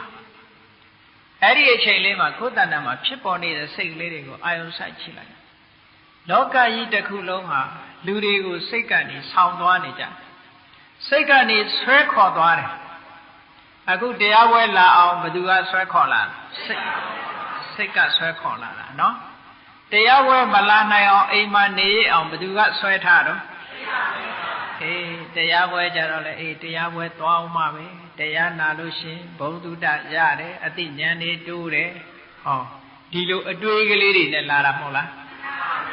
ခဏညတရားပွဲရှိတယ်တရားနာသွားရအောင်မယ်တရားနာရလို့ရှင်စိတ်ကြည်နူးတယ်အသိဉာဏ်တွေရတယ်ဒီလိုစဉ်းစားပြီးတော့အဲ့ဒီစဉ်းစားတဲ့စိတ်ကဆွဲခေါ်လာလို့တရားပွဲရောက်လာတာနော်မလာနိုင်တဲ့လူတွေကြတော့လေအေးဒီနေ့အလုတ်ကမအားဘူးအိမ်မှာလည်းအိမ်ဆောင်မရှိဘူးဆိုတဲ့အတွေးစိတ်တွေကပြန်ဆွဲထားတာမဟုတ်လားပြန်ဆွဲထားလို့သူတို့တရားပွဲမလာနိုင်ဘူးเนาะအဲ့တော့လောကကြီးမှာတရားပွဲလာတဲ့လူကိုလည်းစိတ်ကဆွဲခေါ်လာတာအိမ်နေတဲ့လူကိုလည်းစိတ်ကဆွဲထားခဲ့နှစ်ဦးစလုံးဟာစိတ်ကဆောင်းနေတာကြီးပဲမဟုတ်လားဒါကိုအကြောင်းပြုပြီးတော့မြတ်စွာဘုရားစိတ်တေနနိတေလောကောစိတ်ကဆွဲခေါ်နေတာတဲ့လောကကြီးတစ်ခုလုံးကိုစိတ်ကဆွဲခေါ်နေတာတခြားနေရာတွေလည်းကြည့်ကမ္ဘာလောကကြီးတစ်ခုလုံးဟုတ်လားမြန်မာနိုင်ငံနဲ့မကြည့်နဲ့ကမ္ဘာလောကကြီးမှာရှိတဲ့လူသားအလုံးလူကဆွဲခေါ်စိတ်ကဆွဲခေါ်ဘယ်သူကဆွဲထားတော့စိတ်ကဆွဲထား တရားဝဲပြီးတဲ့အခါအိမ်ပြန်ဘယ်သူကခေါ်သွားတာတော့စိတ်ကပဲခေါ်သွားတာအဲ့ဒီစိတ်ဆိုတဲ့သဘာဝတရားဟာတည်မြဲတဲ့သဘာဝတရားလားဆိုတည်မြဲတာမဟုတ်ဘူးကိုယ်ပိုင်တဲ့သဘာဝတရားလားဆိုတော့လည်းမပိုင်ဘူးအကြောင်းလျော်စွာပေါ်လာပြီးတော့ဟုတ်တဝါအဘာဝဖြစ်လာပြီးတဲ့နောက်မှာပြတ်သွားတဲ့သဘာဝတရားဆိုတာဆင်ញင်စဉ်းစားဖို့လိုအပ်တယ်နော်အေးကောင်းပြီဒါကြောင့်မလို့ဘုရားမြတ်စွာကစိတ်တေနနိယတိလောကောစိတ်ရဲ့သဘာဝလေးကိုသိအောင်လုပ်ကောင်းပြီမြတ်စွာဘုရားသခင်ကိုရောမြတ်ကစိတ်ဟာစိတ်ရဲ့သဘာဝလေးတွေကိုပိုးထင်ရှားအောင်ဒုရိငမဧကစရံအတရေရံဂုဟာတယံယေစိတ်တံတယမေတန္တိမောက္ခန္တိမာရဗန္ဒနာစိတ်ရဲ့သဘာဝတရားကိုမြတ်စွာဘုရားသခင်ကိုရောမြတ်ကဒုရိငမဝေကွာလှတဲ့အာယုန်တို့လည်းအရောက်သွားတတ်ပေထသောစိတ်ဆိုတာဘလောက်ဝေဝေရောက်အောင်သွားနိုင်တယ်ဒီအဓိပ္ပာယ်ကဘာကိုပြောတာတုံးလို့ဆိုစိတ်ကခန္ဓာကိုယ်ကနေအပြင်ထွက်ပြီးတော့သွားတယ်လို့ဒီလိုမအောင်မိနဲ့နော်မြတ်စွာဘုရားကဒုရိငမအဝေးသွားတယ်ဆိုတာဘာတော့ဆိုဘလောက်ဝေးတဲ့အာယုန်ဖြစ်ဖြစ်စိတ်ကလှမ်းယူနိုင်တယ်ဒါကိုပြောဘလောက်ဝေးကွာတဲ့အာယုန်ပဲဖြစ်ဖြစ်စိတ်ကအာယုန်ပြုတ်နိုင်တဲ့သိနိုင်တာကိုဒီလိုဆိုဘုန်းကြီးတို့တရားချင်းကသူတော်စင်ပြိဿတ်တို့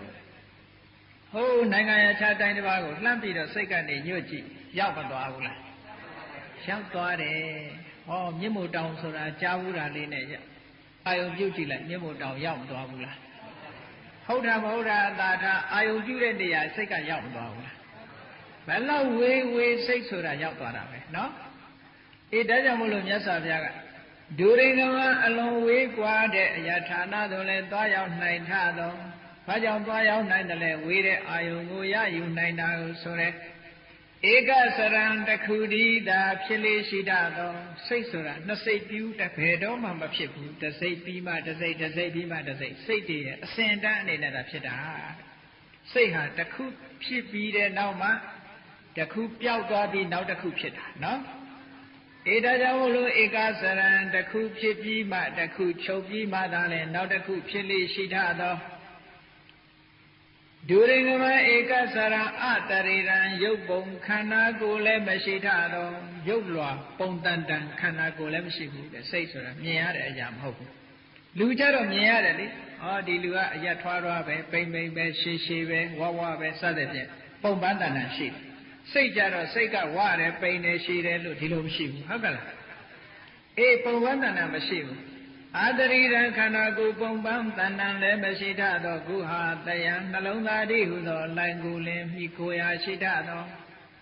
ညာတော်အပြင်စိတ်တွေဟာအရိယဝတ္ထုကိုမှီပြီးတော့ဖြစ်တာမဟုတ်ကုဟာတယံလို့ဒီလိုဟောတာနော်နှလုံးသားကိုမှီတွေ့ပြီးတဲ့ကာလဖြစ်ပေါ်လာတဲ့စိတ်တွေရေခြင်းပုဂ္ဂိုလ်တို့သည်စိတ်တန်စိတ်ဆိုတဲ့သဘာဝတရားကိုတိုင်မေတန်တိထိမ့်သိမ့်ဆောက်ရှောက်နိုင်ကြကုန်လတံလောဘနဲ့တွဲမသွားအောင်ဒေါသနဲ့တွဲမသွားအောင်မောဟနဲ့တွဲမသွားအောင်စိတ်လေးကိုထိန်းထားရတယ်လောဘနဲ့တွဲမသွားစေနဲ့ဖြစ်ဖြစ်ချင်းလောဘနဲ့တွဲတာမဟုတ်ဘူးเนาะဆိုပါတော့အာယုံလေးတစ်ခုကိုမြင်လိုက်တယ်မြင်ချင်းကြိုက်သွားတာမဟုတ်ဘူးကြိုက်စရာလေးတွေတွေးပြီးတော့မှကြိုက်တာဟုတ်တယ်မဟုတ်ကြိုက်စရာလေးတွေနှစ်သက်စရာလေးတွေတွေးပြီးတော့မှ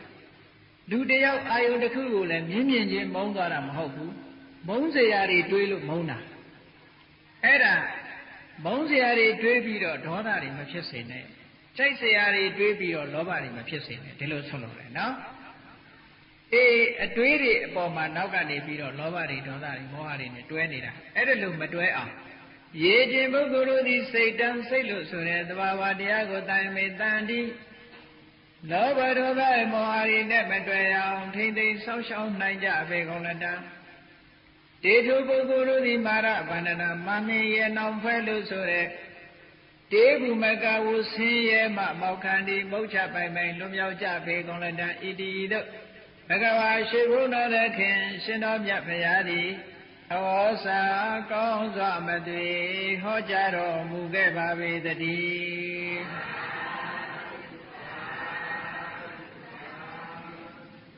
အဲ့ဒီစိတ်လေးကိုလောဘဒေါသမောဟဆိုတဲ့ကိလေသာတွေနဲ့မတွဲအောင်ထိန်းလိုက်တဲ့ လောဘဒေါသမောဟဆိုတာသူ့ဘာသူဖြစ်လာတာမဟုတ်ဘူးစဉ်းစားလို့အာယုံပေါ်မှာတွေးပြီးတော့ဆင်ញင်မှဖြစ်လာတာနော်အဲ့ဒါလို့ဆင်ញင်ပြီးတော့လောဘဒေါသမောဟဖြစ်အောင်မလုံးနဲ့မတွဲစေနဲ့မတွဲရအောင်ထိမ့်သိမ်းဆောက်ရှောက်ပါတဲ့အဲ့ဒါလို့ထိမ့်သိမ်းဆောက်ရှောက်မယ်ဆိုလို့ရှိရင်စိတ်ဒီလောဘနဲ့မတွဲဒေါသနဲ့မတွဲမောဟနဲ့မတွဲလောဘနဲ့မတွဲရလို့ရှိရင်အလောဘဆိုတဲ့လောဘရဲ့ဆန့်ကျင်မဲ့သဘောတရားတွေမိမိရဲ့စိတ်ထဲမှာပေါ်လာလိမ့်မယ်နော်အလောဘဖြစ်နေလို့ရှိရင်လောဘမဖြစ်နိုင်ဘူးအဒေါသလို့ခေါ်တဲ့ဒေါသကင်းစင်မေတ္တာသဘာဝတရားတွေဝင်နေလို့ရှိရင်ဒေါသမဖြစ်ဘူးအမောဟလို့ဆိုတဲ့အသိဉာဏ်တွေဝင်နေလို့ရှိရင်မောဟမဖြစ်ပါကုသိုလ်တရားအလုံးရဲ့အမြစ်ဟာအလောဘအဒေါသအမောဟသာဖြစ်တယ်အလောဘအလောဒအမောဟတို့သည်လောဘဒေါသမောဟဆိုတဲ့အကုသိုလ်ရဲ့အမြစ်၃မျိုးကိုဖယ်ရှားနိုင်တယ်စိတ်ကိုထိမ့်သိမ်းဆောက်ရှောက်အောင်တဲ့အဲ့ဒါလိုထိမ့်သိမ်းဆောက်ရှောက်လို့ရှိရင်မြတ်စွာဘုရားသခင်ကိုရောမြတ်ကမောက္ခန္တိမာရဗန္ဒနာမာရဗန္ဒနာကိလေသာရဲ့ထောင်ကြီးတဲ့ဘုန်းကြီးတို့တွေနေကြရတာဟာတဘာဝနဲ့တေချာကြည့်မယ်ဆိုလို့ရှိရင်တန်တရာတိဟုသောထောင်ကြီးထဲမှာနေကြရတာဟုတ်ကဲ့လားသေချာစဉ်းစားကြည့်လွတ်ရမရှိဘူးနော်ဘာဖြစ်လို့လွတ်ရမရှိလဲလို့ဆိုလို့ရှိရင်ဒီထောင်ထဲမှာဘလို့ကျင်လဲနေချရလဲဩမိဘစီကနေပြီးတော့မွေးဖွားလာငယ်ငယ်ကနေမွေးပြီးတော့တဖြည်းဖြည်းအိုးလာပြီးတော့နာပြီးတော့တည်သွားပြန်တည်သွားပြီးဘာလို့ပြန်တော့တစ်ခါပြန်ပြီးတော့တန်တရားထဲမှာပြန်ဖြစ်ပြန်ဖြစ်ရဘဝမှာတစ်ခါအိုးပြန်နဲ့နာပြန်နဲ့တည်ပြန်နဲ့ဟောဒီလိုနဲ့ပဲလှဲ့နေမှာထပ်ပေါက်ကိုမရှိဘူးလွတ်ရမရှိဘူးအဲ့ဒါဘယ်သူကချုပ်နှောင်ထားတာတော့ဆိုရင်မာရလို့ဆိုတဲ့ကိလေသာချုပ်နှောင်ထားတာနော်အဲ့ဒီကိလေသာတွေရဲ့အချုပ်နှောင်တဲ့ကမလွတ်ဘူးတဲ့လွတ်ချင်လို့ရှိရင်ကိုယ်စိတ်ကလေးကိုထိန်းစိတ်ကိုမထိန်းနိုင်သေးသမျှဘယ်တော့မှမလွတ်ဘူးဒါရင်လားလို့ဆိုလို့ရှိရင်ဘုန်းကြီးတို့မျိုးကောင်းသားမျိုးကောင်းသမီးတွေကိုယ်စိတ်ကလေးကိုလောဘဒေါသနဲ့မောဟနဲ့မတွဲရအောင်မထိန်းနိုင်ဘူးဆိုရင်ဒုက္ခတွေနောက်ကလိုက်အောင်လောဘဒေါသမောဟတွေနဲ့မတွဲရအောင်ထိန်းသိမ်းလို့အလောဘအရောဓအမောဟဆိုတဲ့ကုသိုလ်သဘာဝတရားတွေနဲ့တွဲလို့ရှိရင်တော့ချမ်းသာဒုက္ခတွေရနိုင်တယ်ဒါကြောင့်မို့လို့စိတ်ရဲ့သဘာဝနဲ့ပတ်သက်ပြီးတဲ့ကာလမြတ်စွာဘုရားသခင်ကိုရောမြတ်ကမနောပုဝိကမဓမ္မမနောတိထမနောမယမနသာစေပတုထေနပါတတိဝါကရောတိဝါတတောနံဒုက္ခမနွေတိစကံဝဝဟတောပရံစိတ်ရဲ့တဘာဝလေးကိုကြည့်အရာရာကိုစိတ်ကဥဆောင်တယ်ဓမ္မမိမိနဲ့စိတ်နဲ့ရှင်တွဲပြီးတော့ဖြစ်ပေါ်လာတဲ့ခံစားမှုစတဲ့စေတသိက်တဘာဝတရားတွေဟာ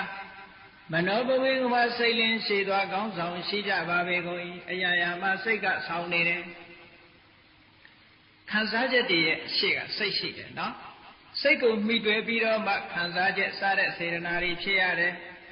မနောဘဝေကမစိတ်လင်းရှိသွားရှိကြပါပေကုန်၏မနောသေထာစိတ်ဒီဟုသောအကြည်ကဲရှိကြပါပေကုန်မနောမယစိတ်ဖြင့်ပြည်ကြပါပေကုန်ဝါစိတ်ကဖန်တီးထားတဲ့အရာတွေသာဖြစ်ပါပေတော့၏တဘာဝတရားကိုဆင်ញင်စဉ်းစားကြည့်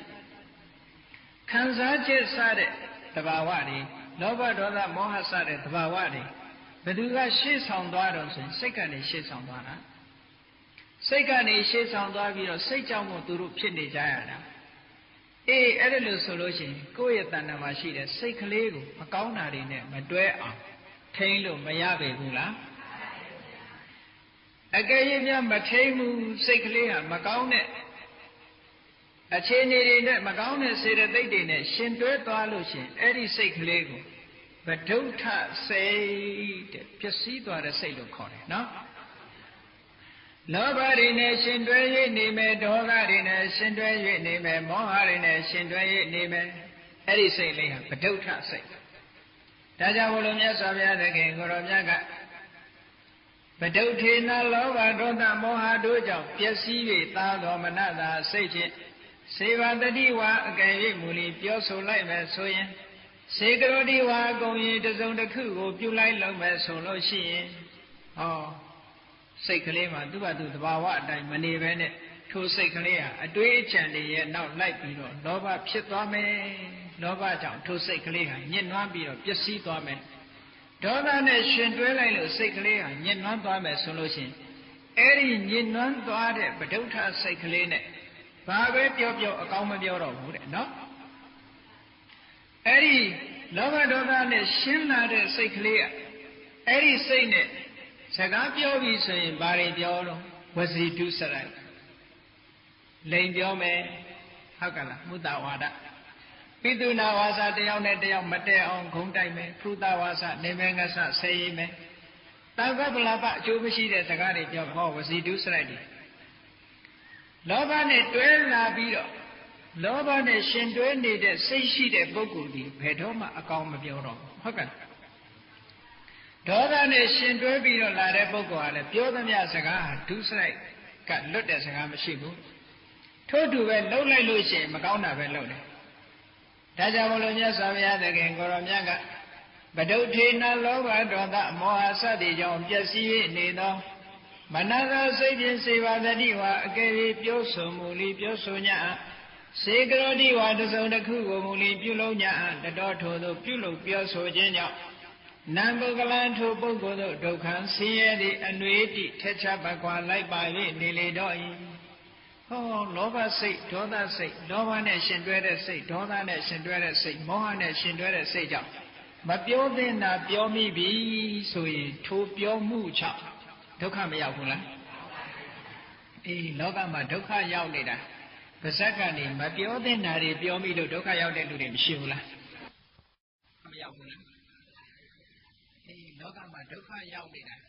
ပါဇက်ကနေမပြောသင့်တာတွေပြောမိလို့ဒုက္ခရောက်တဲ့လူတွေမရှိဘူးလား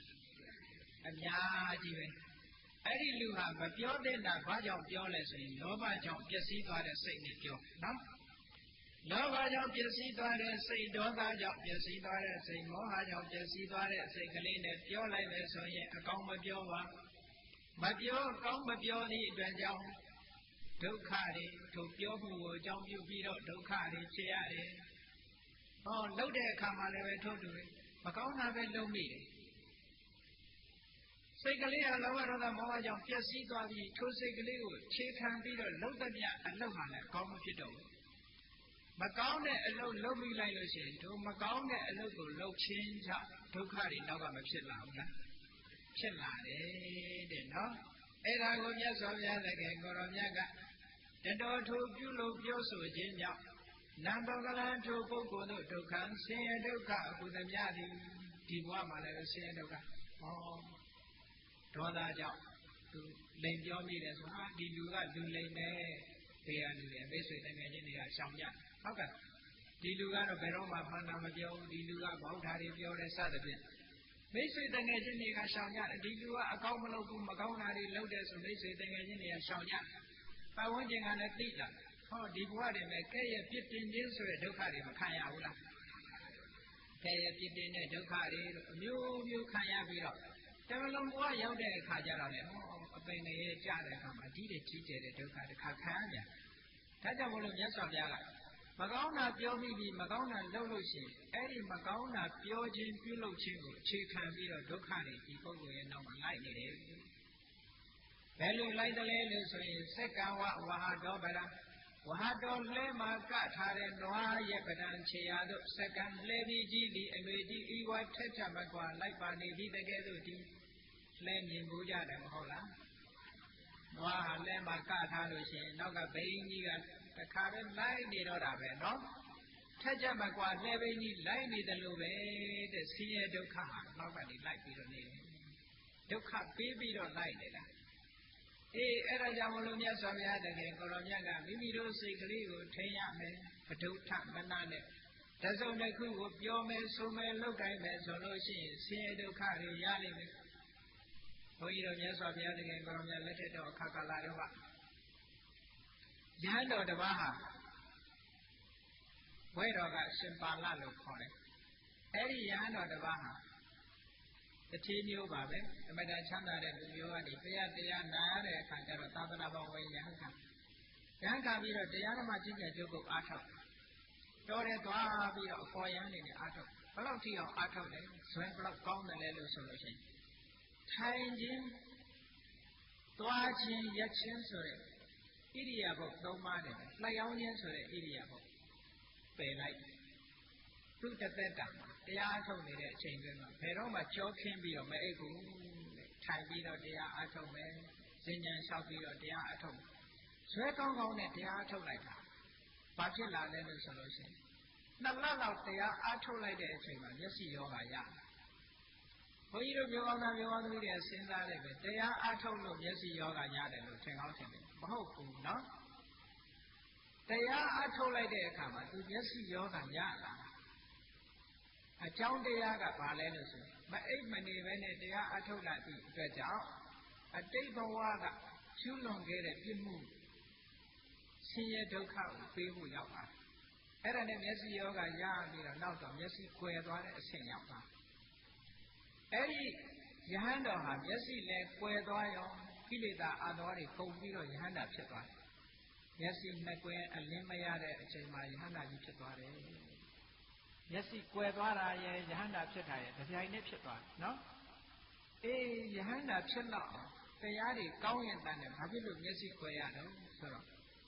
အတိတ်ဘဝကဆင်းရဲဒုက္ခလိုက်နေပုံကိုဖြစ်တခုသောဘဝမှာသူကဆေးဆရာတတ်ဦးဖြစ်ခဲ့မျက်စိအထူးခုဆရာပေါ့မျက်စိအထူးခုဆရာကအမတန်ကောင်းလာတဲ့အစွမ်းထက်တဲ့မျက်စင်းနဲ့မျက်စိခုကိုသူဆေးပြိုးစုံနဲ့ကြေးရွာတွေလှဲပြီးတော့မျက်စိရောက်လာခုရွာတရွာရောက်တဲ့အခါကျတော့အမျိုးသမီးတယောက်ကမျက်စိမကောင်းဘူးမျက်စိမကောင်းတော့အဲ့ဒီအိမ်ရောက်တဲ့အခါကျတော့အဲ့ဒီယောဂအကြောင်းဆွေးနွေးပြီးတော့မျက်စိအထူးခုဆရာကဗာပြောတော့ဆိုလို့ရှိရင်ဒီယောဂဒီမျက်စိကိုကျွန်တော်ရအောင်ခုပြင်မယ်ခုရင်ဆေးဘဝကဘလောက်ပေးမလဲတဲ့စကားပြောတယ်နော်အဲ့ဒါလိုစကားပြောတဲ့အခါကျတော့မျက်စိယောဂဖြစ်နေတဲ့အမျိုးသမီးကဗာပြောတော့ဆိုဆရာရဲ့ပြောင်းအောင်သာခုပါကျမမျက်စိပြောက်လို့ကတော့လူကိုယ်တိုင်ကြုံခံပါမယ်သူကလည်းစကားလုံးကြီးကြီးနဲ့ပြောလိုက်တာပေါ့နော်စကားလွန်အောင်ပြောတာလူကိုယ်တိုင်ကြုံခံပါမယ်ပိုက်ဆံတော့မပြောနဲ့မျက်စိသာပြောက်အောင်ကိုလူကိုယ်တိုင်ကြုံခံမယ်ဆိုတော့ဆေးဆရာကလည်းအေးကောင်းပြီခင်ဗျားစကားဒီစီဆိုပြီးတော့အမတန်အစွမ်းထက်တဲ့မျက်စင်းကိုခတ်လိုက်တဲ့ကတစ်ချိန်ခတ်ရုံနဲ့သူ့မျက်စိယောဂကပျောက်အဲ့ဒါလို့ပျောက်သွားတဲ့အခါကျတော့ထိုအမျိုးသမီးကသူ့စကားနဲ့သူစကားတော်ကြုံဖြစ်ဆိုကြုံဖြစ်ရတော့မှကျတော့သူကြောက်လာတော့ဆေးဆရာနောက်တစ်ခေါက်လာတဲ့အချိန်မျက်စိယောဂအချိန်တွေလာပြီးတော့မေးတဲ့အချိန်ကိုဘာပြောတော့ဆိုရင်ဆရာမျက်စိခတ်လိုက်တဲ့အချိန်ကကျမမျက်စိပို့ပြီးတော့ဆိုးသွားပါတယ်ဆိုပြီးတော့အမျိုးသမီးကလည်းလိန်တော့တာနော်ကြုံဖြစ်တော့ပါဘူးအဲ့လိုလိန်တဲ့အခါကျတော့ဆေးဆရာကလည်းသိတယ်ငါ့ကိုဆေးဘဝကမပေးခင်လို့လိန်တာပဲလို့ဆိုပြီးအမတန်မှအစွမ်းထက်လာတဲ့မျက်လုံးကိုကမ်းသွားစေတတ်တဲ့မျက်စင်းတစ်မျိုးကိုဖော်ဆက်ပြီးထိုအမျိုးသမီးကိုမျက်စိကအောင်ဆေးခတ်ပေးခဲ့တယ်ကဲစဉ်းစားကြည့်ပိုက်ဆံမပေးခြင်းနေသူ့မျက်လုံးတော့ကကမ်းအောင်လုပ်မယ်ဆိုတာပါတော့ဒေါသမဟုတ်လားဟုတ်ကဲ့လားမချေနှက်တာငါ့ကိုပိုက်ဆံမပေးခြင်းလို့ဆေးဘဝကမပေးခြင်းလို့ဒီလိုလိန်တာသူ့တော့ပြီးစေမယ်ဆိုဒေါသဖြစ်တာဟုတ်လားအေးအဲ့ဒီဒေါသဖြစ်သည့်အလျောက်သူဘာလုပ်လိုက်လဲဆိုရင်မျက်စိကန်းစေတတ်တဲ့ဆေးကိုခတ်ပေးလိုက်တယ်တဲ့ဟောခတ်ပေးလိုက်သည့်အတွက်ကြောင့်ခေါင်းကပြောတဲ့မဒုဋ္ဌေနလောဘဒေါသမောဟတို့ကြောင့်ပျက်စီး၍နေသောမနတစိတ်ဖြင့်ပျက်စီးသွားတဲ့စိတ်နဲ့လောက်တာသူနော်စိတ်ဆိုးစိတ်မိုက်တဲ့စေဘဂတိဝါကဲပြီးပြောဆိုလိုက်မယ်စေကရောဒီဝါအကယ်၍ပြုလုပ်လိုက်မယ်ဆိုလို့ရှိရင်တတော်ထို့သို့ပြုလုပ်ပြောဆိုမှုကြောင့်ဒုက္ခံဆင်းရဲဒုက္ခသည်တွေတိထက်ချမကွာလိုက်ပါ၍နေလေတော့၏အဲ့ဒီတော့ကမျိုးသမီးတရားကိုမျက်စိကန်းအောင်လုပ်ခဲ့လို့ဘဝပေါင်းများစွာမျက်စိကန်းရဟန္တာဖြစ်တဲ့ဘဝထီအောင်ဟောဒီမျက်စိဝေဒနာဖြစ်တယ်ဘုန်းကြီးတို့တရားချက်ကသူတော်တဲ့ပြိဿတို့လူချင်းတူပေမဲ့လို့လောကမှာမျက်စိယောဂါတွေဖြစ်ကြတယ်သူများတဲ့ပိုးပြီးတော့မျက်စိဒုက္ခရောက်တယ်ဆိုတဲ့ပုဂ္ဂိုလ်တွေဟာအတိတ်ဘဝတုန်းကအခုလိုဒေါသအခြေခံပြီးတော့ပြမှားခဲ့တဲ့အကုသိုလ်တွေရှိကောင်းရှိနိုင်တယ်နော်ဒါကြောင့်မလို့ကိုယ်စိတ်လေးကိုမထိန်နဲ့ဘူးလားအကယ်၍များနော်ပိုက်ဆံမပေးခြင်းနဲ့နေပါစေသူ့မျက်စိတွေကောင်းသွားတယ်ဝမ်းသာတယ်ဆိုတဲ့မေတ္တာကလေးနဲ့ကြားဆိုရင်ဒီလိုဖြစ်ပါမလားမဖြစ်ဘူးပိုက်ဆံမပေးတာမချေနှက်လို့ ဒေါသဖြစ်ပြီးတော့ထိုအမျိုးသမီးကန်းအောင်လုပ်လိုက်တာ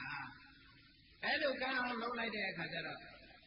ထိုအမျိုးသမီးယောဂဆိုရင်အမျိုးသမီးမျက်စိကန္တာကတဘွားတယ်ဆေးဆရာမျက်စိကန္တာကဘဝပေါင်းများစွာယဟန္တာဖြစ်သည့်ဘဝတောင်မှမျက်စိနဲ့တွင်အလင်းမရတဲ့ဘဝဖြစ်သွားတယ်ဟုတ်ကဲ့ဒီဒါကြောင့်မလို့ဒုက္ခဆိုတာအနွေးတိထက်ချက်မကွာဆင်လိုက်လှက်ကထားတဲ့နွားကြီးရဲ့နောက်လှဲပိတ်ကြီးဟာလိမ့်ပြီးတော့နောက်ကနေလိုက်နေတယ်လို့ထိုနွားကြီးဟာရက်လိုက်လှဲပိန်းကပေါင်ကိုကြိတ်မယ်ရှေ့တိုးလို့ရှိရင်ဟုတ်လားတဘိုးကပခုံးကိုကြိတ်တယ်နောက်ဆုတ်လိုက်လို့ရှိရင်လှဲပိန်းကနေပြီးတော့ပေါင်သားကိုကြိတ်ဟောဒုက္ခတွေနဲ့တွေ့ပြီးတော့ဒီလိုလိုက်အဲ့ဒါလိုပဲဘုန်းကြီးတို့မျိုးကောင်းသားမျိုးကောင်းသမီးတွေလောဘတို့ဒေါသတို့မောဟတို့မိမိတို့တဏ္ဍာမှာမဖြစ်အောင်စိတ်ကိုထိန်းသိမ်းဆောင်ရှောက်ဒါဖြင့်လောဘဒေါသမောဟမဖြစ်အောင်စောင့်ရှောက်နိုင်တာနိလန်၄သွယ်ရှိတယ်အဲ့ဒီနိလန်၄သွယ်တွေကိုမှတ်ထားဖို့လိုတယ်ဘုရားမြတ်စွာရဲ့တရားဒေသနာဆိုတာနာယုံနဲ့ကိစ္စမပြီးဘူးနော်ဆေးနဲ့အလားတန်တူတယ်ဆရာဝန်ကယောဂပြောက်ဖို့ဆေးပေးတယ်သို့တော့ခေါင်းအောက်ထားပလင်းလေးကိုခေါင်းရင်းပဲထောင်ထားတယ်ဆေးကြတော့မတောက်ဘူးဆိုရင်ထိုယောဂပြောက်လာမပြောက်တယ်လို့ပဲဟောဒီတရားနာတော့နာတယ်တရားပွဲတွေပဲဆရာတော်ပဲတရားဟောတယ်ဆိုတော့နာတယ်သို့တော့ကျင့်ရမယ့်နေရာကျတော့မကျင့်ဘူးနာပြီးတော့ပြီးတယ်ဆိုလို့ရှိရင်ခေါင်းရင်းမှာထောင်ထားတဲ့ဆေးစီယောဂကိုမပြောက်စေနိုင်သလိုနာယုံနာတဲ့တရားစီယောဂကိုတန်တရားမှာခိလေသာတိဟုသောယောဂကိုပျောက်စေမှာမဟုတ်ဘူးတဲ့နော်ဒါကြောင့်မို့မြတ်စွာဘုရားကပရိယပฏิပတ်ပရိယဆိုတာသင်ရမယ်အခုတရားနာတာကသင်နေတာလို့ခေါ်တယ်ပฏิပတ်ဆိုတာလက်တွေ့ကျင့်သုံးလိုက်နာရမယ်အဲ့တော့ကောင်းပြီမိမိတဏ္ဍာမှာလောဘဒေါသမောဟဆိုတဲ့စိတ်တွေထဲမှာဒါတွေမဖြစ်အောင်ဘာနဲ့တားရမလဲဆိုမြတ်စွာဘုရားကနိလန်၄သွယ်ပေးထားတာရှိတယ်နံပါတ်၁ကဘာလဲလို့ဆိုလို့ရှိရင်နိယာမိတာတဲ့စိတ်ရဲ့ဆုံးဖြတ်ချက်တစ်ခုထားရမယ်စိတ်ကဆုံးဖြတ်ထားရမယ်ဘယ်လိုဆုံးဖြတ်ရမလဲဒီကနေ့ငါအာယုံမြင်ငါလောဘမဖြစ်စေရဘူးမကြိုက်တဲ့အာယုံတွေမြင်ရရင်လည်းဒီကနေ့ငါဒေါသမဖြစ်စေရဘူးဒိဋ္ဌာရမယ်ဒါကိုမိမိစိတ်ထဲမှာဆုံးဖြတ်ချက်ချရမယ်လို့ဆိုတယ်အဲ့ဒါကိုဆုံးဖြတ်ချက်ချပြီးတော့လောဘဒေါသမောဟမဖြစ်အောင်တားပါတဲ့ဆုံးဖြတ်ပြီးတော့လုပ်လို့ရှိရင်လည်းပဲဒါမဖြစ်ဘူးဟုတ်ကဲ့နောက်တစ်ခုကဘာလို့ဆိုလို့ရှိရင်ပရိနာမိတစိတ်ကိုညွတ်ထားမယ်ဘယ်လိုညွတ်အောင်မလဲဘာအာယုံပဲမြင်လောဘမဖြစ်အောင်ဒေါသမဖြစ်အောင်မောဟမဖြစ်အောင်ကိုယ့်ကိုယ်အမြဲတမ်းကောင်းတာတွေဒီဖြစ်စေရမယ်လို့စိတ်ကိုအမြဲညွတ်ထားပါအလောဘအရောဓအမောဟဆိုတဲ့ကုသိုလ်တရားတွေဒီသာဖြစ်စေရမယ်လို့စိတ်ကိုညွတ်ထားပါစိတ်ဆုံးဖြတ်ချက်ချတာကတစ်ခုစိတ်ကိုကိုင်းညွတ်ထားတာကတစ်ခုနောက်တစ်ခုကအလေးချက်လောက်ပါလောဘဖြစ်လာတာနဲ့တပြိုင်နက်ပဲဒေါသဖြစ်လာတာနဲ့တပြိုင်နက်လက်မခံနဲ့လောဘဒေါသမောဟတွေမိမိတဏ္ဍာမှာအလေးအကျင့်ကြီးဖြည့်ပြီးတော့ခဏခဏအဖြစ်မခံရဘူးဖြစ်လာတာနဲ့တပြိုင်နက်ကြိုးစားပြီးတော့ပယ်ရအဲ့ဒါကိုလို့ကြိုးစားပယ်ရှားပြီးတော့ကိုယ်တဏ္ဍာမှာကုသိုလ်စိတ်တွေဖြစ်နေအောင်နှလုံးသွင်းပါတဲ့အမြဲတမ်းလူမြင်လိုက်တာနဲ့တပြိုင်နက်ချမ်းသာပါစေအလေးကျင့်တစ်ခုလောက်အောင်ဒေါသမဝင်နိုင်တော့ဘူးအဲ့ကြတော့နော်အာယုန်တစ်ခုမြင်လိုက်တာနဲ့တပြိုင်နက်ဘယ်အာယုန်များမမြဲပါလားတနေ့ကြလို့ရှိရင်ပျက်စီးယိုယိမ်းပါလားဆိုရင်ဒီအသိလေးနဲ့တာအဲ့ဒါကိုလို့တားသွားမယ်ဆိုလို့ရှိရင်လောဘလည်းမဖြစ်ဘူးဒေါသလည်းမဖြစ်ဘူးမောဟလည်းမဖြစ်ဘူးအဲ့တော့နံပါတ်1ကကိုယ်စိတ်ကိုဆုံးဖြတ်ပါတဲ့ဆုံးဖြတ်ချက်နဲ့တားပါနံပါတ်2ကစိတ်ကိုကောင်းတဲ့အာယုန်ဘက်ကိုသာညွတ်ပြီးတော့တားပါတဲ့အမြဲတမ်းဘုရားအာယုန်ပြုမယ်တရားအာယုန်ပြုမယ်သံဃာအာယုန်ပြုမယ်ကောင်းတဲ့အာယုန်တွေနဲ့တားပါနံပါတ်3ကအလေးအကျင့်တစ်ခုလုပ်ထားပါတဲ့လောဘဒေါသမောဟအကုသိုလ်တွေမဖြစ်အောင်အလေးအကျင့်လုပ်တယ်နံပါတ်4ကျတော့အမြဲတမ်းနှလုံးသွင်းနေပါလို့ဆိုကောင်းတဲ့စိတ်တွေမိမိတဏ္ဍာမှာဖြစ်နေတာကိုထိုစိတ်တွေနဲ့ပဲအမြဲတမ်းကောင်းအောင်နှလုံးသွင်းနေပါအဲ့ဒီ4ချက်ရှိလို့ရှိရင်တော့မိမိတို့ရဲ့တဏ္ဍာမှာကုသိုလ်စိတ်ပဲဖြစ်မယ်အကုသိုလ်စိတ်မဖြစ်နိုင်ဘူးတဲ့နော်ကဲကောင်းပြီပဋုဋ္ဌစိတ်တွေဖြစ်လို့ဆင်းရဲဒုက္ခရောက်တယ် တပည့်တော်တို့ဗဒုဋ္ဌစိတ်မဖြစ်ဘဲနဲ့အာလောဘအာဒေါသအမောဟတတ္တာစတဲ့ကောင်းတဲ့စိတ်တွေနဲ့ကြည်လင်တဲ့စိတ်ဖြစ်လို့ရှိရင်ရောဘာဖြစ်တယ်လဲမြတ်စွာဘုရားကမနောပဝေကဘာဓမ္မမနောတိထမနောမယမနတာစေပသန္တိနဘာတတိဝါကရောတိဝါ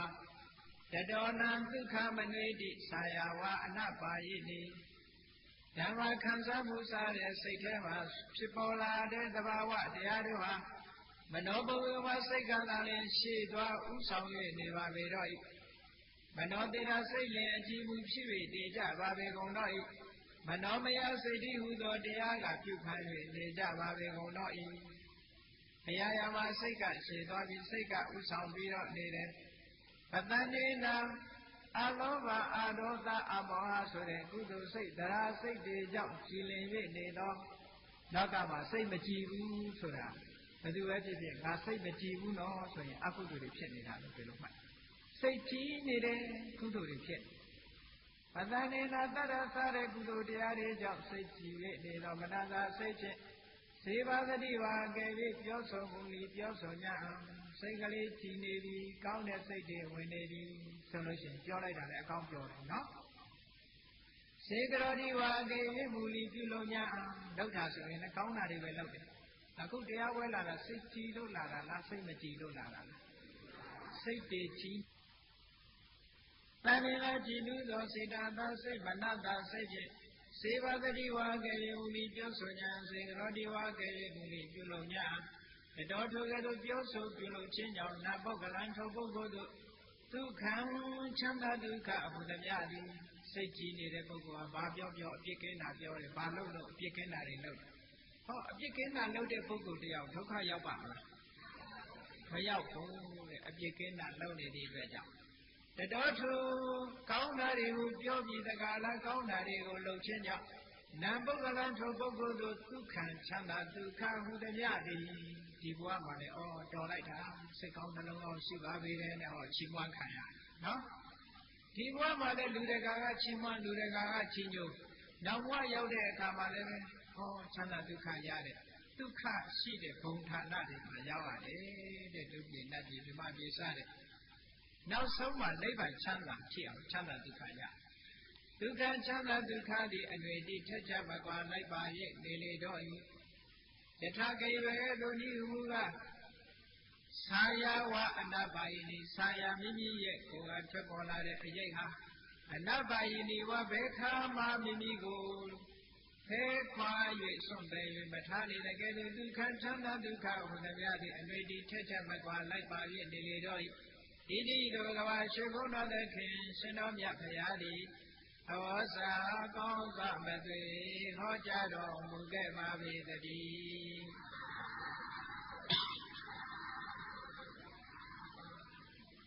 ်းဒါကြောင့်မို့လို့အရာရာကစိတ်ကဥဆောင်ကြည်လင်တဲ့စိတ်ကလေးနဲ့ဘာလို့လို့ကောင်းတာတွေဖြစ်တယ်ဘုရားမြတ်စွာလက်ထက်တော်ခါကာလတုန်းကမျိုးကောင်းသားလေးတယောက်သူကအမတန်ချမ်းသာတဲ့တထေးသားပဲသို့တော့သူ့အဖေကကတ်စင်းနေသိပြီးတော့နှမျောတဲ့လူကြီးဘယ်သူမှမပေးဘူးဒါကြောင့်မို့သူ့ကိုဘယ်သူမှမပေးသည့်အတွက်ကြောင့်အတ္တိဏပုပ္ပကလို့နာမည်တက်ထားကြတယ်ဘယ်သူကိုမှဘာမှပေးလို့မရှိတဲ့ပုဂ္ဂိုလ်နော်နှမျောလိုက်တာတော့ဘယ်လောက်ထိနှမျောတော့တနေ့ကျတော့သူ့သားလေးကလည်းတယောက်တည်းရှိတယ်အဲ့ဒီသားကလေးကိုတော့တသားဆင်ပေးခြင်းပါရဲ့ဆင်ပေးပြီမဲ့လို့ပဒိဆရာကိုအပ်ပြီးတော့လှပ်ပါတဲ့လက်ဝတ်တန်းစာလေးလုပ်ရင်ပတ်စံကုန်ပါဆုံးလို့သူ့ဘာသူတတ်တဲ့ပညာလေးနဲ့လုပ်ပြီးနှတောင်းကိုလည်းဆင်းလုံးကျော်ရွှေလုံးကြီးလုပ်ပြီးနှတောင်းပန်ပေးထားတယ်ဒါကြောင့်မို့လို့အဲ့ဒီကလေးလေးကိုဆင်းလုံးကျော်နှတောင်းကြီးဟုတ်လားသူများလို့လှလှပပပုံတန်တာမဟုတ်ဘူးရွှေချောင်းကိုလိပ်ပြီးတော့ထားတယ်ဆင်းလုံးရောနှတောင်းပန်ထားလို့မထကုံတလီလို့ဒီလိုခေါ်တယ်အဲ့ဒီဒါတော့နှမျောတဲ့တစ်သေးဟာဒီနေ့ကျတော့တဥရီသောသားလေး16နှစ်အရွယ်ရောက်တဲ့အခါယောဂဖြစ်အခုခေတ်ဆိုလို့ရှိရင်ဘာယောဂလဲဆိုသူက jaundice လို့ခေါ်တဲ့ပါတယ်ဒီအတဝါအသေးရောင်ယောဂမျိုးဖြစ်တယ်နော်အတဝါယောဂဖြစ်တယ်အတဝါအသေးရောင်ယောဂဖြစ်တာလေဆရာဝန်တွေဆေးသမားတွေခေါ်ပြီးတော့ဆေးပွင့်ပတ်စံကုန်မှာနှမျောတယ် နှပြောသည့်အတွက်ကြောင့်ဒီယောဂဘာနဲ့ပျောက်တော့ဆေးဆရာတွေသွားပြီးတော့ဆေးဆရာတွေကလည်းတောင်းရောင်ပြောကြတာပေါ့ဆေးပြီးတို့တွေပေးဆေးပြီးတို့တွေပေးတော့အဲ့ဒါတွေနဲ့တက်ယောဂကတဖြည်းဖြည်းပြင်းထန်လာခုလို့မရတဲ့အခြေအနေရောက်အဲ့ကြတော့မှဆေးဆရာပဲပြီးတော့ဆေးဆရာတွေကဘယ်သူမှလက်မခံတော့ဘယ်သူကမှတောင်းယူမခုတော့နောက်ဆုံးမှဒီကလေးလေးဟာရေတိမ်နစ်ပြီးတော့တရားမဲ့အခြေအနေမျိုးရောက်သွားတယ်နော်အဲ့လိုတရားမဲ့အခြေအနေရောက်တော့လေဒီလူကြီးကဘလောက်နှမျောတယ်လဲလို့ဆိုလို့ရှိရင်သူကတထေးဆိုတော့လူတွေကတော့တထေးအိမ်ဆိုတော့လာခြင်းညမှာပေါ့လေဒီကလေးလေးနေမကောင်းတာလာမေးတဲ့အခါကျတော့သူ့ပစ္စည်းတွေလူမြင်မှာဆိုလို့ပဲဒီကလေးအိမ်အပြင်ထောက်တာအဲ့ဒီအချိန်မှာမြတ်စွာဘုရားသခင်ကိုရောမြတ်ကဒီကလေးရဲ့အခြေအနေကိုမဟာကရုဏာဘုရားဘကထားတဲ့အခါမြင်တော့မြတ်စွာဘုရားကနန္ဒမောတအလင်းရောက်လို့သံဃာတော်တွေခြံရံပြီးတော့ထိုအိမ်ရှိရာလမ်းမဘက်ကိုဆောင်းကန်ကြွတော့ဒီကလေးလေးဟာယောဂဝေဒနာတွေကနှိမ့်ဆက်ထားတော့မိန်မောပြီးတော့အိမ်ဘက်လှည့်ပြီးစောင်းရက်လေးအိတ်မြတ်စွာဘုရားကဘုရားဘက်ကိုမကြည့်တော့ရောင်ကြည်တော်လွှတ်လိုက်တော့အလင်းရောင်ဝိုးကနေဝင်းကနေသူ့မျက်စိထဲမှာမြင်လိုက်တော့လှည့်ပြီးတော့ကြည့်တဲ့အခါဘုရားနဲ့သံဃာတွေကိုသူဖူးတွေ့လိုက်ရတယ်ဖူးတွေ့လိုက်ရတာနဲ့လက်အုပ်ကလေးပဲခြိနိုင်တယ်သူဘာမှမလုပ်နိုင်တော့နော်ကြည်နူးတဲ့စိတ်ကလေးနဲ့အော်ဘုရားမိုးကြီးတဲ့သံဃာတော်တွေကြွလာတယ်လှူကျင်လိုက်တာဒါပေမဲ့ငါမထနိုင်တော့ဘူးဆိုပြီးတော့လက်အုပ်ကလေးနှစ်ဖက်ရှက်လိုက်ရင်းကနေမျက်လုံးလေးပိတ်ပြီးတော့သုတိစိတ်ကြပါတယ်အဲ့ဒီကလေးအဲ့လိုသေသွားတဲ့အခါဘာသွားဖြစ်တော့ဆိုတာဝရိန္ဒနတ်ပြည်မှာနတ်သားသွားဖြစ်တယ်ဟောကြီးညိုစိတ်ကလေးဘယ်တော့တန်မိုးရှိတယ်မိနစ်ပိုင်းစက္ကန့်ပိုင်းကလေးမှာဖြစ်တဲ့ကြီးညိုစိတ်နော်အဲ့ဒါကိုပြောတာပတ္တနာစိတ်ကကြီးညိုတဲ့စိတ်ပတ္တနေနာတတ္တာတို့အာလောဘတို့အမောဟတို့အာဒေါသအလောဘအမောဟဆိုတဲ့ကုသိုလ်တရားတွေနဲ့ကြည်လင်ပြည့်နေတော်မရတာစိတ်ဖြင့်စေဘာတတိဝါအကယ်၍ပြောဆိုမူလီပြောဆိုညစေတော်ဒီဝါအကယ်၍မူလီပြုလို့ညစိတ်ကလေးကကြည်နူးနေတဲ့အခါမြတ်စွာဘုရားကိုလက်အုပ်ချီလိုက်တယ်အကယ်၍များစိတ်မကြည်နူးဘူးဆိုလက်အုပ်ချီပါမလားမချီဘူးဆဲတောင်ဆဲခြင်းဆဲလိုက်တယ်ဟုတ်ကဲ့လားမကြည်နူးတဲ့ပုဂ္ဂိုလ်ဆိုလို့ရှိရင်ဘုရားတော်ဂဲနဲ့ပေါက်တာတွေရှိတယ်ပေါ့လားစိတ်ကလေးကြည်နူးနေသည့်အတွက်ကြောင့်လက်အုပ်ကလေးရှက်လိုက်တဲ့အချိန်လေးမှာမျက်လုံးလေးနှလုံးပိတ်ပြီးတော့သုတိစိတ်ချပါဟောတတော်ထိုရဲ့တို့လက်အုပ်ကလေးခြီလိုက်ရတဲ့ကုသိုလ်ရဲ့ဆွမ်းအားကြောင့်နံပုဂ္ဂလံထုမထကုဏလီဆိုတဲ့အမျိုးကောင်းသားရဲ့နောက်ဘုဒုက္ခနတ်စည်းစိမ်ဆိုတဲ့ချမ်းသာဒုက္ခတွေအနှွေတိလိုက်ပါ၍သွားလေတော့၏ဟောစိတ်ကလေးရဲ့လောက်တန်မိုးရှိတယ်နော်အဲ့ဒါကြောင့်မလို့ဘုန်းကြီးတို့မျိုးကောင်းသားမျိုးကောင်းသမီးတွေပဋုဋ္ဌစိတ်ဆိုတဲ့စိတ်မိမိတို့တဏ္ဍာမှာမဖြစ်အောင်ဒါပတ္တနာစိတ်ဆိုတဲ့ကုသိုလ်စိတ်တွေမိမိတို့တဏ္ဍာမှာဖြစ်နေအောင်ထိမ့်သိမ့်ပါတဲ့အဲ့ဒီလိုမှမထိမ့်သိမ့်နိုင်ဘူးဆိုရင်ပဋုဋ္ဌစိတ်တွေဖြစ်ပြီးပဋုဋ္ဌစိတ်နဲ့သိမယ်ဆိုရင်အပင်ငရဲသိချာနော်ဒီဒါကြောင့်မလို့ပတ္တနာစိတ်မိမိရဲ့တဏ္ဍာမှာဖြစ်နေအောင်စိတ်ကနေပြီးတော့လောကကြီးကိုဆောင်းနေတာဖြစ်သောကြောင့်မိမိတို့ရဲ့စိတ်ကလေးကိုအစဉ်သာဝရကြည်လင်ကြည်စကားလာနေအောင်လုပ်ကြရလိမ့်မယ်။ရေစိတ်တံတန်ရဲ့မေတ္တာတိမောက္ခန္တိမာရဗန္ဒနာရေခြင်းပုဂ္ဂိုလ်တို့သည်စိတ်တံမိမိရဲ့စိတ်ကိုနိုင်မယ်တန်တိလောဘဒေါသမောဟတွေနဲ့ကျွဲ၍မသွားရနေအောင်ထိမ့်သိမ်းဆောင်စည်းနိုင်ကြပေတော်လည်းတေထုမိမိတို့စိတ်ကိုထိမ့်သိမ်းဆောက်ရှောက်နိုင်တဲ့ပုဂ္ဂိုလ်တို့သည်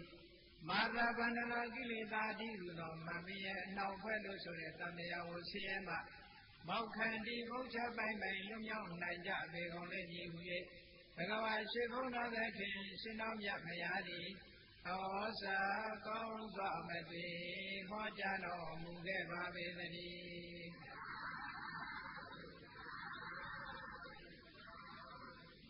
စိတ်တလုံးပိုင်ရင်နိဗ္ဗာန်ရတယ်တဲ့ဒါကြောင့်မလို့တရားချက်ခင်တို့တဲ့ပြိဿတွေမိမိငွေရပါဖြစ်တဲ့စိတ်ကလေးကို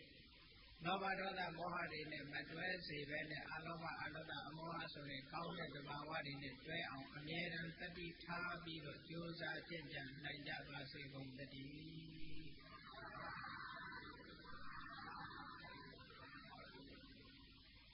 ကဲမေတ္တာဘာဝနာပွားပြီးတရားဝဲသိရအောင်တတ္တဝါများစွာဘေးရန်ကွာ ချမ်းသာကြပါစေတတ္တဝါများစွာဘေးရန်ကွာချမ်းသာကြပါစေမေတ္တာရေချမ်းသုံးငါဖြံငြိမ်းချမ်းကြပါစေမေတ္တာရေချမ်းသုံးငါဖြံငြိမ်းချမ်းကြပါစေသက်ရှိချမ်းသာစိတ်ချမ်းသာလူရဆန္ဒပြည့်ပါစေသက်ရှိချမ်းသာစိတ်ချမ်းသာလူရဆန္ဒပြည့်ပါစေဓမ္မောသတံပိဝိတဝါနဝိသာတဗ္ဗေသဗ္ဗဟတံအသရမရာတိတိဘာဝောနိဗ္ဗာနံယတုတရောဓမ္မောသရံလောဘဒေါသမောဟစိတ်ကြောင့်ပြပြောက်ခြင်းတရားစေကုန်ဒီဝိတဝဝန္တာရွှင်ပြတောက်ကြရကုန်သောကြောင့်ဝိသာတဗ္ဗေပုစာညစ်နောက်ကိလေသာအစိတ်အတောက်သူတို့များတို့သည်သဗ္ဗဟတာပိဉ္ကြဘက်တွင်ရေပတင်တကဲ့သို့ကင်းစင်လွင်ပြောင်းပေမရအောင်ပဲဖြောင်းအပ်ကုန်သည်ဟောတုစစ်စစ်မသိဖြစ်ကြပါစေကုန်လေအစရမရအိုခြင်းလဲကွာနာခြင်းလဲကင်းသိခြင်းလဲရှင်းထသောတိတိဝဝံကိလေသာဟုအပုခတ်သိင်ကိဉ္စရာအစီဖြစ်ပေထသောနိဗ္ဗာန်နိဗ္ဗာန်ဟုသောဤမြို့တော်သို့သာရောတရားချစ်ခင်စိတ်ကောင်းဝိညာသူတော်ရှင်များတို့သည်ယံတုပါရမီအစစ်စစ်မြင့်တယ်မြည်၍မလင့်ပုံသေးဆက်ရောက်တော်မူကြပါစေကုန်တည်း